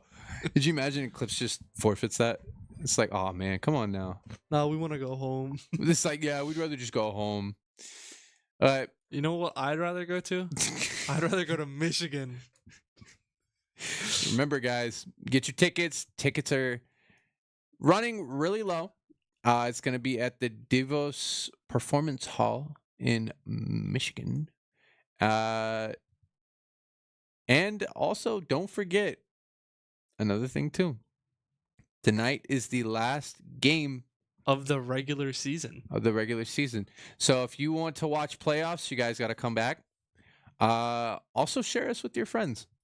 Obviously, if you come back for next week, is actually when we have our All-Star games. Yep. So we're going to be seeing the North versus the South. So you'd be seeing the Reapers and the Bots and everyone else in there. All-Stars facing up against the Eclipse, the Ravens, and the X-Gods, and everyone else in the South as an All-Stars match. Then we'd be seeing a rookies versus sophomores. Yep. So rookies, so me being one of the rookies versus people in their second season. And then the final, the cherry on top, the best game that is going to be there, the pros versus the staff. Hopefully you guys see me playing. I'm hopefully signed up to play. Then maybe all this knowledge that I share with you guys might help me do something. I don't know. We'll find out. And so each of those games we are streaming, and those are going to be around next week. You're seeing Billy. Yeah, I don't think Billy realized he is playing. Oh. Billy was just replying to the family. And next, Guilty Gear. Wow, it was almost on Call of Duty too, but here we go. We got a lot of traction going on, a lot of pushing. Bus might go over. They are just destroying this bus. Jury that is flipped. Billy. They have a vendetta against the Jury. So here we see Snappy is racing. He is in first place. I believe everyone is using a bus. So they got their karma for Jury getting flipped by flipping one of the bots. The white school bus kind of looks kind of hard. Not gonna lie, I like the white on the school bus. You can see a pit attempt from PC1. Yep. So right now we're watching Snappy. Snappy gonna. Oh, looks like that was a teammate. Try not to take that out. Gonna go for this PC3. Unsure who the PCs are, so we're just gonna be calling them by their in-game names right now. You see Jury with 79% actually. Gosh, imagine if the F1 car looked like that. That car is not moving. That car is turning right when trying to go left. I mean, you remember Doc Hudson? Sometimes you gotta turn right to go left. Someone's wrecked. No, Yes, they are actually. Snappy, yeah, well, you told me Snappy just swerved because he had an exposed Is engine. Billy They wrecked? Because I don't see literally him looking at his screen. We have an obstacle on the course, guys. Oh, Jury. Good. Oh my god. That was a pretty solid hit. That looked like, you ever see like those action movies? Yeah, That looked like one of those crashes. like one of the setups for the camera. Yeah. Oh, Oh, he's Oh. about to wreck that person. And they need to get into their final position. PC6, if PC6 gets wrecked here. Oh, yeah, all that's credit it. To Jury. Jury is on PC6's tail. He is going to follow him I'm almost through there. the I'm at spin. 34 HP. Oh, this Just is not got looking. stuck. Oh, And he wrecks. yep. Flips him over for the finisher. Alright, so it's only PC2 guys. Man, that bus barely looks This touched. bus right here. There's another one. All right, so now we're looking at Saturn. Saturn's going to be trying to push Saturn through. with 27% left. 24 now. It is a 5v1 right now on Saturn. This is not looking good. Saturn can reset. He just got... All right, and then they all just hopped on and bullied Saturn. You guys saw it here first. They were being mean. Jury quite literally flipped whoever that was. That actually looked... You know what that reminded me of? Since you reminded me of Doc Hudson. That one time Lightning McQueen flipped and he went... That reminded me of like... Ka-chow. Wreckfest, always fun to watch. A lot of buses. It's what I would have hoped for back in... Or not what I've hoped. What I thought of back in high school. When you think of like derbies and stuff. Yeah. But we're going into Guilty Gear here. So we're going to be seeing Nexus and Phoenix having to go in with... trying to think, who could they throw in? Either X-Ray or Jury is my pick. X-Ray or Jury? Yeah. I think X-Ray goes in. Actually, yeah, I think X-Ray goes in as well. I think X-Ray has been one of their more solid fighters. So I think X-Ray is definitely going to be chosen on this one. And then probably Billy, Paku, Mordecai. Oh, La Bamba? Actually, no, I think you're right. Billy, Paku, and Mordecai. Yeah. Mordecai? Okay. 'Cause I remember Mordecai won in DNF. Yes, he actually did. That is very true, actually. Yeah. Yep. So, bots actually, believe it or not, tonight, even though the score doesn't show it, they have been close in several games. They've been close in a lot of the fighters. A lot of their fighting losses came down to timing. They'd have like the tiniest sliver of health, and they would miss time and input, and the opponent on the Eclipse would have timed theirs better and would have gotten that last hit off. But ultimately, still tonight, pretty solid from the bots, which is as expected. I mean, I understand, like I said, I understand that there is a 16-point score, as you guys can see. But bots were still able to come in and try to keep up. And the unfortunate news is that Guilty Gear is going to be a forfeit on the bot side. And I wonder why. I bet you. I think it might have been a time thing. I think they just didn't have enough time to set it up, and they had no timeouts left. That's fair. I can understand that. Call of Duty. Yeah, okay. So, all right. I think my prediction might have been right, unless Somebody forfeits, and yeah, which I don't see Eclipse forfeiting. I don't see the bots wanting to forfeit either. Oh, but here's the thing: Jury's not available to go in. It is going to be Nexus and Phoenix. Yeah. So we won't get Jury's win. So hopefully Nexus will be able to carry that out for him. Carry out the dream. But probably going to be La Bamba. Yeah, I'd assume La Bamba. Oh wait, no, because they had to do the Guilty Gear. Wait, so it jury gonna be is jury. available. So yeah, it's probably gonna be Mordecai and La Bamba. Yeah, and then jury and No, wait, what?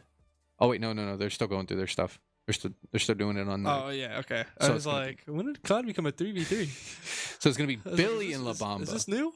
Is this new? Why was I not informed of Did we these? get like a new patch update midway through this game?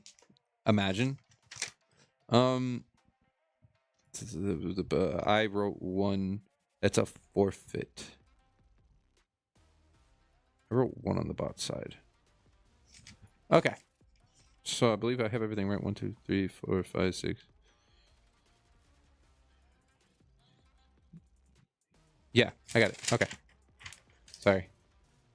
Commentator's notes. Anyways, so Call of Duty Warzone. What other like strategies have we seen? Because What, strat games? Oh wait, just on Call of Duty? yeah, strat? just in Call of Duty strats. Because I've seen teams either try and steal each other's kills, or just go off on separate paths and then just take a whole bunch of 2v4s. I think the path is to just go 2v4. I think, because what I'm wondering is, what if you guys were to play together to win? You know what I mean? Not really like win together, but just stuck together To win the Warzone game.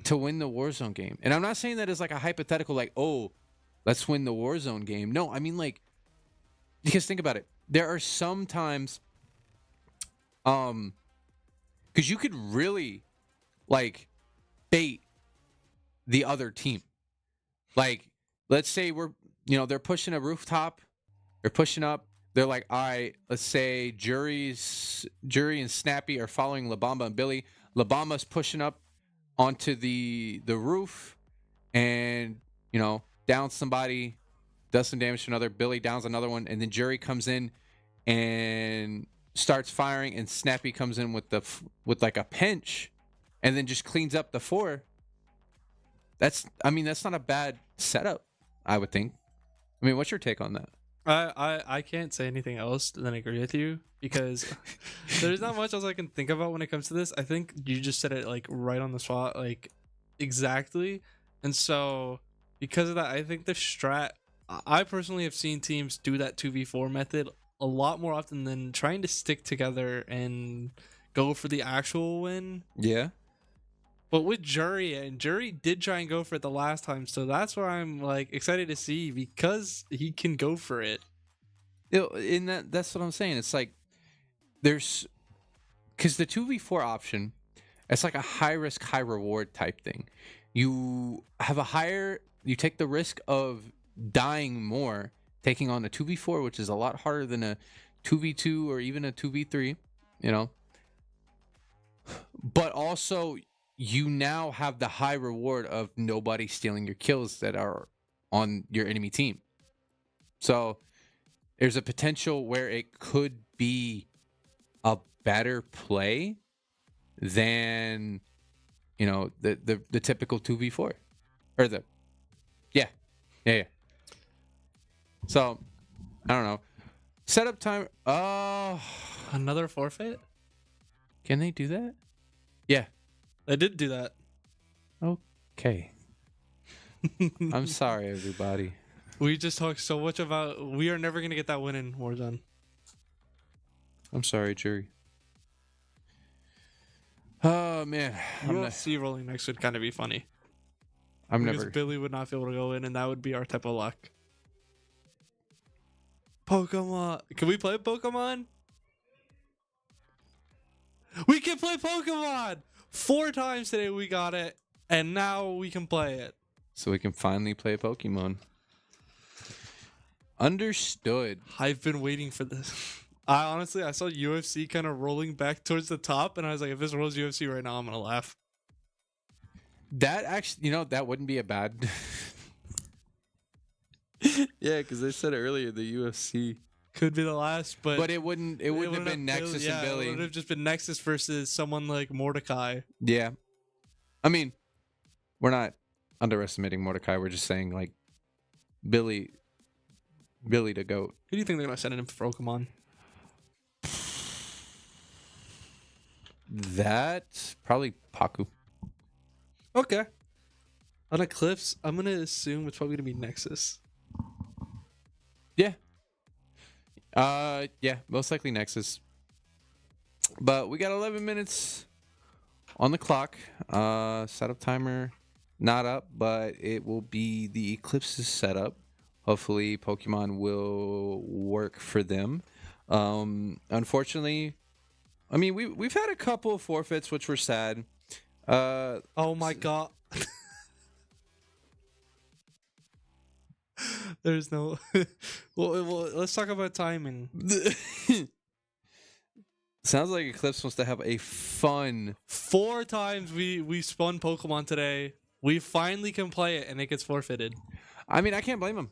I mean, it's the final game of the night. They kind of want to.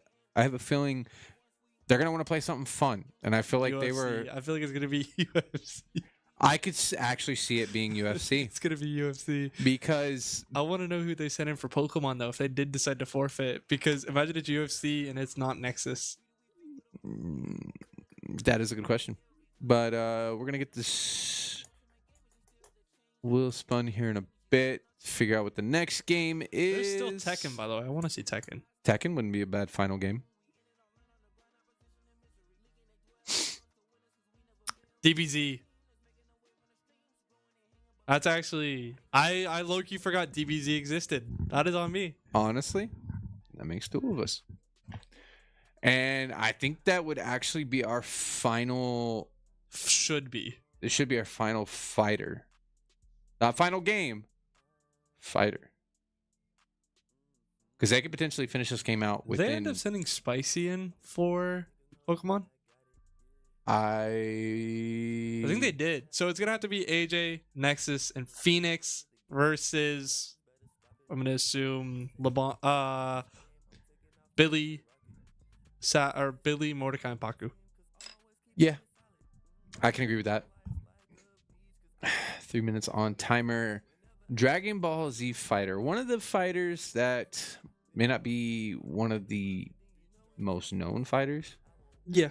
But it's definitely one of the bigger fighters here in the league. I feel like I've heard a lot more. I've seen more fun moments. Like, yeah, I could say that. Yeah, there's been so many moments of like highlights of the games where you see a team win and they're just ecstatic. Yeah, and well, not only that, but Dragon Ball Z was like a big part of a lot of our players' childhoods. Mm-hmm. So being able to do what they love and that they have passion for, while also having something from their childhood, kind of like how Yu-Gi-Oh is. Yeah, with a lot of us. I know you and AV are definitely upset to not see Slifer. Let me tell you what, that was painful. Seeing Slifer get just thrown away like that into a fusion monster. Oh man, the heartbreak. Into a fusion monster, and I'm not gonna say it. I'm not gonna say it. So, can we talk about COD? We did our whole spiel on it, and look, it didn't work. You know what we can't talk about? The road to Michigan. I do agree. So within a couple weeks' times, we're gonna be playing playoffs. First round's gonna be the wild card of the North, which is the Ghost versus the Wolves. And then the South Conference, it's going to be the Gorillas versus the Phantoms. Both the Bandits and the Bucks cannot play as they are mathematically unavailable to reach playoffs. Up next will be on the Northern Conference will be the Bots versus the Cobras. So a rematch of last week's game where the Cobras took that win. Then it's going to be the third matchup of the Ravens versus the X-Gods this season. In my opinion, when that matchup happens, it's going to be the match of the playoffs until Michigan. And then whoever wins the wild card on both sides will face the Reapers. So if the Ghost win, the Ghost will face the Reapers. If the Wolves win, the Wolves will face the Reapers. If the Phantoms win, the Phantoms will face Eclipse. If the Gorillas win, the Gorillas will face Eclipse. And then it's on to Michigan. June 8th at the Devos Performance Hall. Oh, something you can read up there as well. It is a buy one, get one. Is a BOGO. and that's probably the best deal you'll have on these tickets Honestly, yes. until they sell out. Before they sell, we are extremely close to selling out, I believe. Just a reminder, this is an esports league, so that would be the esports experience. And it's 100K on the line. Yep. So we are going to be seeing player 1 as the Eclipse, player 2 as the bots. There is a Janemba. Tekken. Yeah. Yep. So looks like Mordecai finally returning. Yep. Okay. Couple combos. There we go. Looks like, yep, keep this combo going. Up in the air, down. Looks like it's gonna be super level 3. Gonna do some damage here. Yep, Phoenix coming in.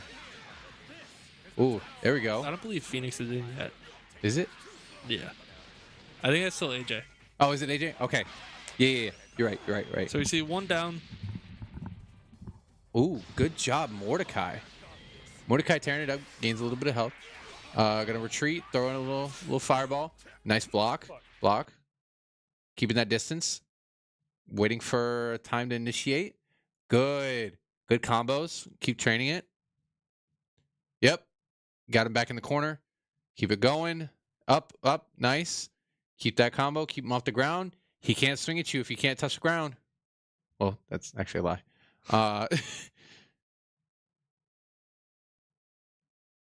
Oh, looks like he traded out, maybe. So that's going to be Phoenix down. Now it's up to Nexus. No, this is Phoenix. Is this Phoenix? Should be. I'm trusting Here we you. see the Janemba as the La Bamba. Janemba La Bamba. That kind of works. I like that.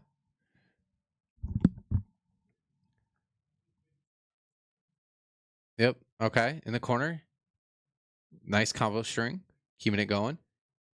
Again, can't swing if they're being swung at. Or actively taking a...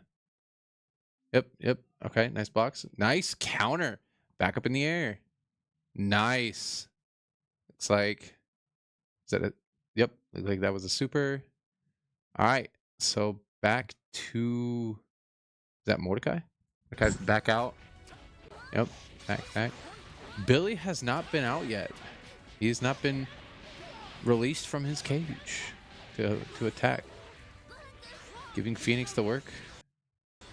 Here we go. Oh, nice counter. Coming back. All right, strings coming in. Back in the air. Keep it going. Okay, lost the momentum. Taking it back, though. Phoenix taking out 1. Janemba's pretty low, and we still have yet to see Billy. Billy has not come out. He's saving the Eclipse from the monster within. All right, there we go. Yep, Phoenix coming in, taking La Bamba backed into a corner again. La Bamba's gonna have to do something. He's running low on health. Oh, this could be it. I think that's it for La Bamba. Yep, La Bamba's down. Out comes Billy. Billy has the Goku Ultra Instinct. Now we have to focus here. Phoenix has very little health, so Phoenix is gonna have to perfect this. I also think Phoenix... Oh, there it is. This is that close. Wow. Next is going to be Tekken. They do have enough time to play Tekken. Oh, did Tekken roll? Yeah. I missed that. Wait, did it? Yeah, Tekken rolled 2 minutes. If they call a timeout, Tekken will be played. If they don't call a timeout. Right? Wait. What? Well, it is the bot setup. The bots have to get this set up on time and correct. All right, so we actually have 1 minute and 50 seconds. So really close on setup and actual time itself. But I believe we are still going to be playing this out. It's going to be Tekken 8. Honestly, not a bad, again, Great not way a to end this bad game to end. Great way. I mean, like you said earlier, they were all talking about playing Tekken. And now they get to play it. And now they get to play it. But, I mean, all in all, a really good night. Really good showing of games, especially. All the fighters. I think this is one of the first times I've ever seen in the league a game where Valorant has not rolled. Like at least myself, Valorant or like Overwatch. A day where Valorant, Overwatch have not rolled. I haven't commentated on Overwatch. I think since I started. Really? Yeah, I've either had to take a break or I missed it. I love commentating Overwatch. I think I commentated it once. Yeah, That might have been it. But I want to commentate it more. I want to commentate Valorant more. Overwatch. We didn't get the UFC ending that we wanted, but yeah, it's fine. yeah. I mean, you know, it's like that sometimes. The Tekken 8, though, I feel like a lot of players are going to be happy about that. A lot of viewers, too. Tekken 8, I think that is the newest fighting game. Yeah. It released kind of towards the beginning of the season. Yep. I remember about Third Anarchist telling me about it. Shout out Third. I miss you, bud. So we're going to be seeing Phoenix, X-Ray, and Jury going in for Tekken against Paku, Mordecai, and Saturn. That is a cool background. Not as cool. Ah, I wanted to see the tornado. A king. Okay. King. Saturn's playing the king. Saturn's playing king. So, guys, remember when we were saying earlier that there was a grapple? This is him. You ready to see some suplex? All right. Nice. Trying to feel each other out right now. Tried to bait the uppercut, but wasn't able. Good way to counter the grab, though. The king goes back in for it and gets the down. Okay. Good Nice heat counter. from Phoenix. Yep. Keeping that in. That momentum. King finding some momentum. Coming in. Here we go. Nice punch. Nice. Keeping him in the corner. Went to go for another grab, but wasn't able to get him. Oh. This could be... Yep. And we see Phoenix nearly on like a 10th of health, able to take out a life from Saturn. Mm-hmm. Oh. Good grab by Phoenix. Beating him at his own game. Yep. All Two right. can play that. You grapple, I grapple. All right. And Fighters I think are still Phoenix feeling each other out. did a good pick as Azucena. Oh. We see the grab from King. So both fighters are down to 2 lives. Yep. Right now. Got. Yep. Kick. Bot. Kick. Yeah. Back him back into the corner. Into the corner, but the King's able to dodge out of that corner. Back into it. Good, wall stick from Phoenix, keeping Saturn up against that wall. We see a good that is spin move. That did a lot of damage. Holy cow. Another grapple. Good. That is a KO. So Saturn's gonna be on to his final life here. Phoenix is still with 2 left. Let's see if he can take this back. All right. Nice. Punch, kick. All right. Punch, kick. Oh! Off of the ground. I didn't even realize that could have been a moveset. Was that a... That was just part of the map, I think. Oh, is this going to be a perfect round? I think Phoenix is warmed up. Phoenix is a perfect KO. He's able to take out Saturn. Up next is going to be either Paku or Mordecai. And it's looking like it's going to be Paku. Paku. There's no wheel. I don't think that game allows it. I mean, maybe. You'd have to really dig into the settings, though. People play anything on anything. There's a guy, he's a YouTuber, he played Rainbow Six on a Guitar Hero guitar. It's kind of cool. I gotta watch that. It's kind of like the what game was it earlier where I mentioned someone won with a racing wheel? Oh, I forgot which one it was. But fighters getting their buttons set up, making sure everything's working there. Tekken 8, one of those games. It's like, so we see a Lee versus the Azucena. oh, there we go. Phoenix is down a life, but is able to. Ooh. It's actually keeping. This Azucena is putting in some work here.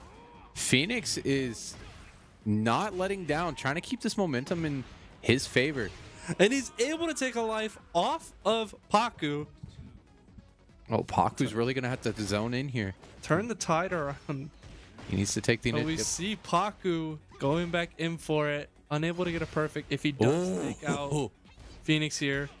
Phoenix down into the ability to use, I believe it's our ult. Oh, Phoenix keep making sure that Phoenix able to keep Paku in the air. Yep. Oh, wow. Very good by Paku to keep himself alive and end up taking a life off of Phoenix, leaving Phoenix on his final life and Paku with 2 left. Mm-hmm. And Paku has to really worry about getting disabled, so he's going to have to really play his distance and bait attacks like that. But Azucena is so quick on her feet. It doesn't matter if she's on her back or not. She's kicking you. Nice. Okay, kick block. Okay. Yep. Nice counter. Good counter. Oh, an even better counter. Keeping this momentum in his favor. Phoenix taking a second life off of Paku. I don't know why I'm getting mixed up. Both fighters, they on both their have final one life. Oh! Paku, if he wins this, is still up for the sweep. Or yeah, Paku wins this. Paku can go for a reverse sweep. If Phoenix wins, Phoenix goes for the actual sweep. I want to see what Mordecai has in store for us after this, because Mordecai is the anchor on this game right now. He is last to play, so I feel like Mordecai has something in store for us. But it's okay, because if Paku doesn't win this, he's already lowered Phoenix's health enough that I feel like Mordecai could actually take this. Looks like he's gonna go for a super. And he gets his ult, and I believe that should take out Phoenix. Boop. Yep. And that is going to be Phoenix's last life. So Paku is on for the reverse sweep here. they're going to go ahead, set that up. Looks like it's going to be X-Ray going in next. Paku not going to have much health left, but I want to know what X-Ray is going to be able to do. X-Ray was shown that he's a pretty solid fighter. So we're going to see how this goes. Paku definitely was trying to hang on there. I feel like he wasn't as comfortable with his combo strings. His timing was off a little bit. But also, Azucena seemed to be a really fast character. She seemed to be a really versatile, or like very mobile. Like even if she missed a kick and landed on the ground, she was able to like jump up and still like, I don't want to say drop kick because it wasn't a drop. She kind of just like jump kick maybe. I don't really know how to explain it, but Azucena, fast character, really interesting style too. Especially when she was going up against that King, Phoenix was able to deflect a lot of those grapples, preventing King from really doing any massive damage. I mean, he took maybe 1 health? So we're going to be seeing a Victor here from X-Ray Aspect. Okay, Victor, I think is one of the top played characters in this game, right? Or the higher? I'm not sure. All right, nice counter. All right. Oh, they both were going for the same thing. Paku keeping keeping X-Ray in that corner. Yep. Okay, nice counter. It's gonna keep us going. Throw him up in the air, down. All right. Nice swing. Gonna try and keep this momentum. X-Ray trying to warm up a little bit. Nice upswing. Oh, he's like an assassin. That's kind of cool. Got his little blade. Oh, and is he a hitman? Hitman with teleporting abilities? That's kind of cool. I believe so. I think that's the lore behind it. That's actually kind of cool. It's like cyberpunk. Oh, it's looking like this could be a super from Paku. Nice block from X-Ray. Gonna go down, take him. All right. Nice. X-Ray able to take out Paku. So now it's going to be Mordecai versus X-Ray. These are the last two fighters. X-Ray was looking like he was struggling there a little bit at the beginning, but after a little bit of a warm-up, he was able to really shut down Paku and prevent Paku from keeping any type of momentum or any type of combo string just in general. Keeping him up in the air, keeping him down on the ground. Really what you wanted to do. But Mordecai being last on the bots team, I want to know who he's playing and what he's going to be able to do. Look like Billy coming in to support, either coach, maybe give him some brotherly love.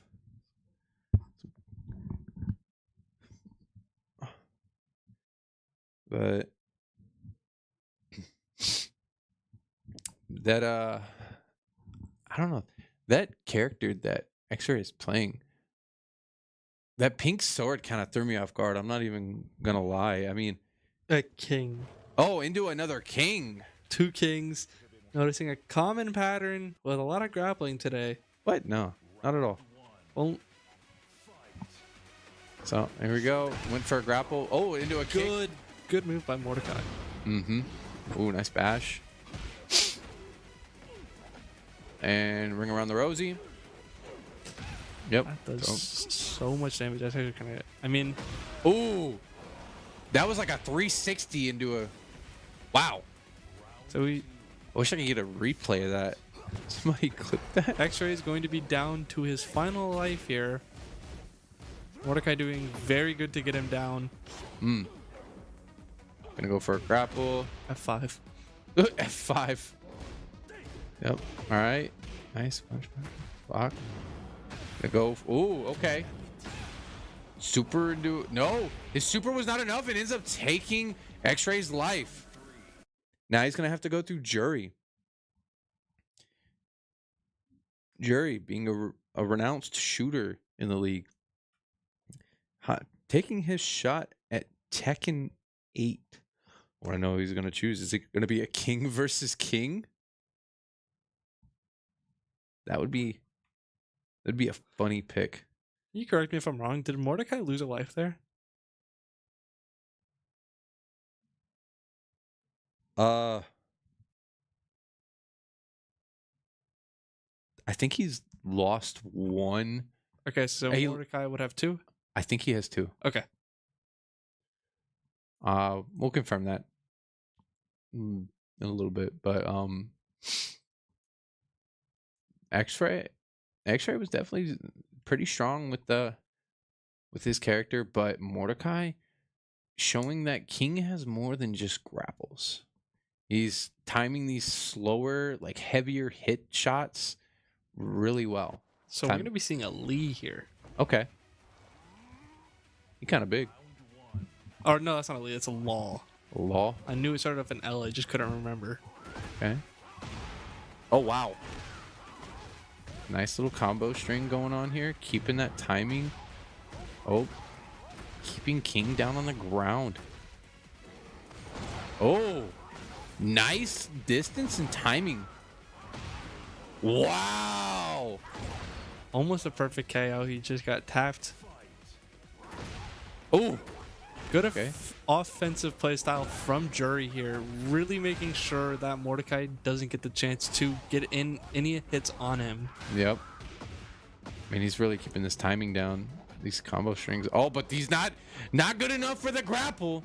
He's going to get launched across the map here for the arena. Oh, good back. Understanding the distance that he needed to be into a slam. All right. Keeping that momentum going. Mordecai's doing really well. Gonna throw him again into a KO. All right. So that's gonna be a life of a Jury. So both players have. No. Mordecai has 1 life left. I have to play this correctly. He's slowly taking it. He's deciding on when he wants to go. Up, attack, attack. Keep that momentum going. Nice counter. Yep. Keep him up in the air. All right. Super maybe. There we go. So both fighters, I believe, are down to their final life. It's gonna be the final round right here. Gonna go in. Yep. Okay. Nice blocks. Jury trying not to be too quick to return the counters. Oh, but Mordecai got a little impatient there. Let go of his block. Nice. Keeping that pressure on. Good block here from Jury. Both trying to be careful. Both understanding that they have last life left. Ooh. Mordecai unfortunately gave Jury that momentum, and Jury took it. But here comes Mordecai with the slam. King is massive. Oh my gosh. Yep. Oh, okay. There he goes. And that round is going to be going to Mordecai.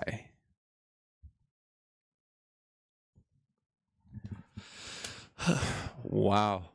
Tekken 8, really good showing at the end. Mordecai's showing out. Oh, yeah. No, absolutely. His king. Because when you see a king, you just expect him to really just, like, slam.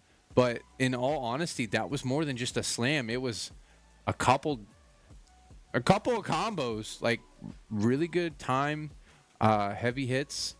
But here in a little bit, we're going to get Eclipse to join us. Seeing them all pack their stuff up. Hollywood there. Eclipse finishing this season off 10-0. 10 really and- solid win. The only team to go undefeated this season, by the way. Yep. But we're going to get them coming in here in a little bit, I believe.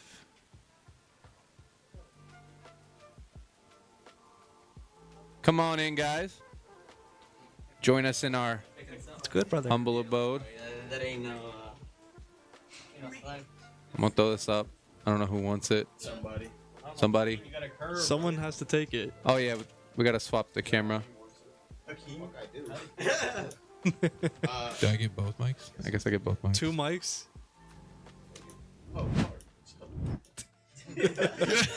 For just All right. Who wants it? You get it. All right, okay. Yeah. You're in the middle. All right. All right. So really good showing here tonight, guys. How do you guys feel about it? Great. Yeah. Really good. I was really sad about the Call of Duty forfeit. I was wanting to see that go. I was hoping you guys were gonna go for that win. Anything you guys take from tonight, though? Yeah. I mean, we did exactly what we said we were going to do last time in the interview, which is just train up the games that we know we can win and train up on some of the games that we know we're a little shaky on. And I feel like our performance today showed that we're covering just about everything on the wheel, and we are feeling more and more confident as we keep playing. Mm-hmm. And I got one quick question. So with this win, you guys ended this season, perfect season, 10-0. How does it feel? Being Great. the only team to finish 10-0. Honestly, we've done it 5 seasons now. So, yeah, we're pretty much used to it. It's still a great feeling. But yeah, we're just honing in for playoffs, and really all this other season stuff is really just practice. So at this point, it's just really trying to hone in for the finals and playoffs. Mm-hmm. All right, and with that, we're going to be wrapping it up here. Eclipse finishing their final game of this season with a win. Tune in next week for our all-star matchups. And until then, see you guys later. Let's go.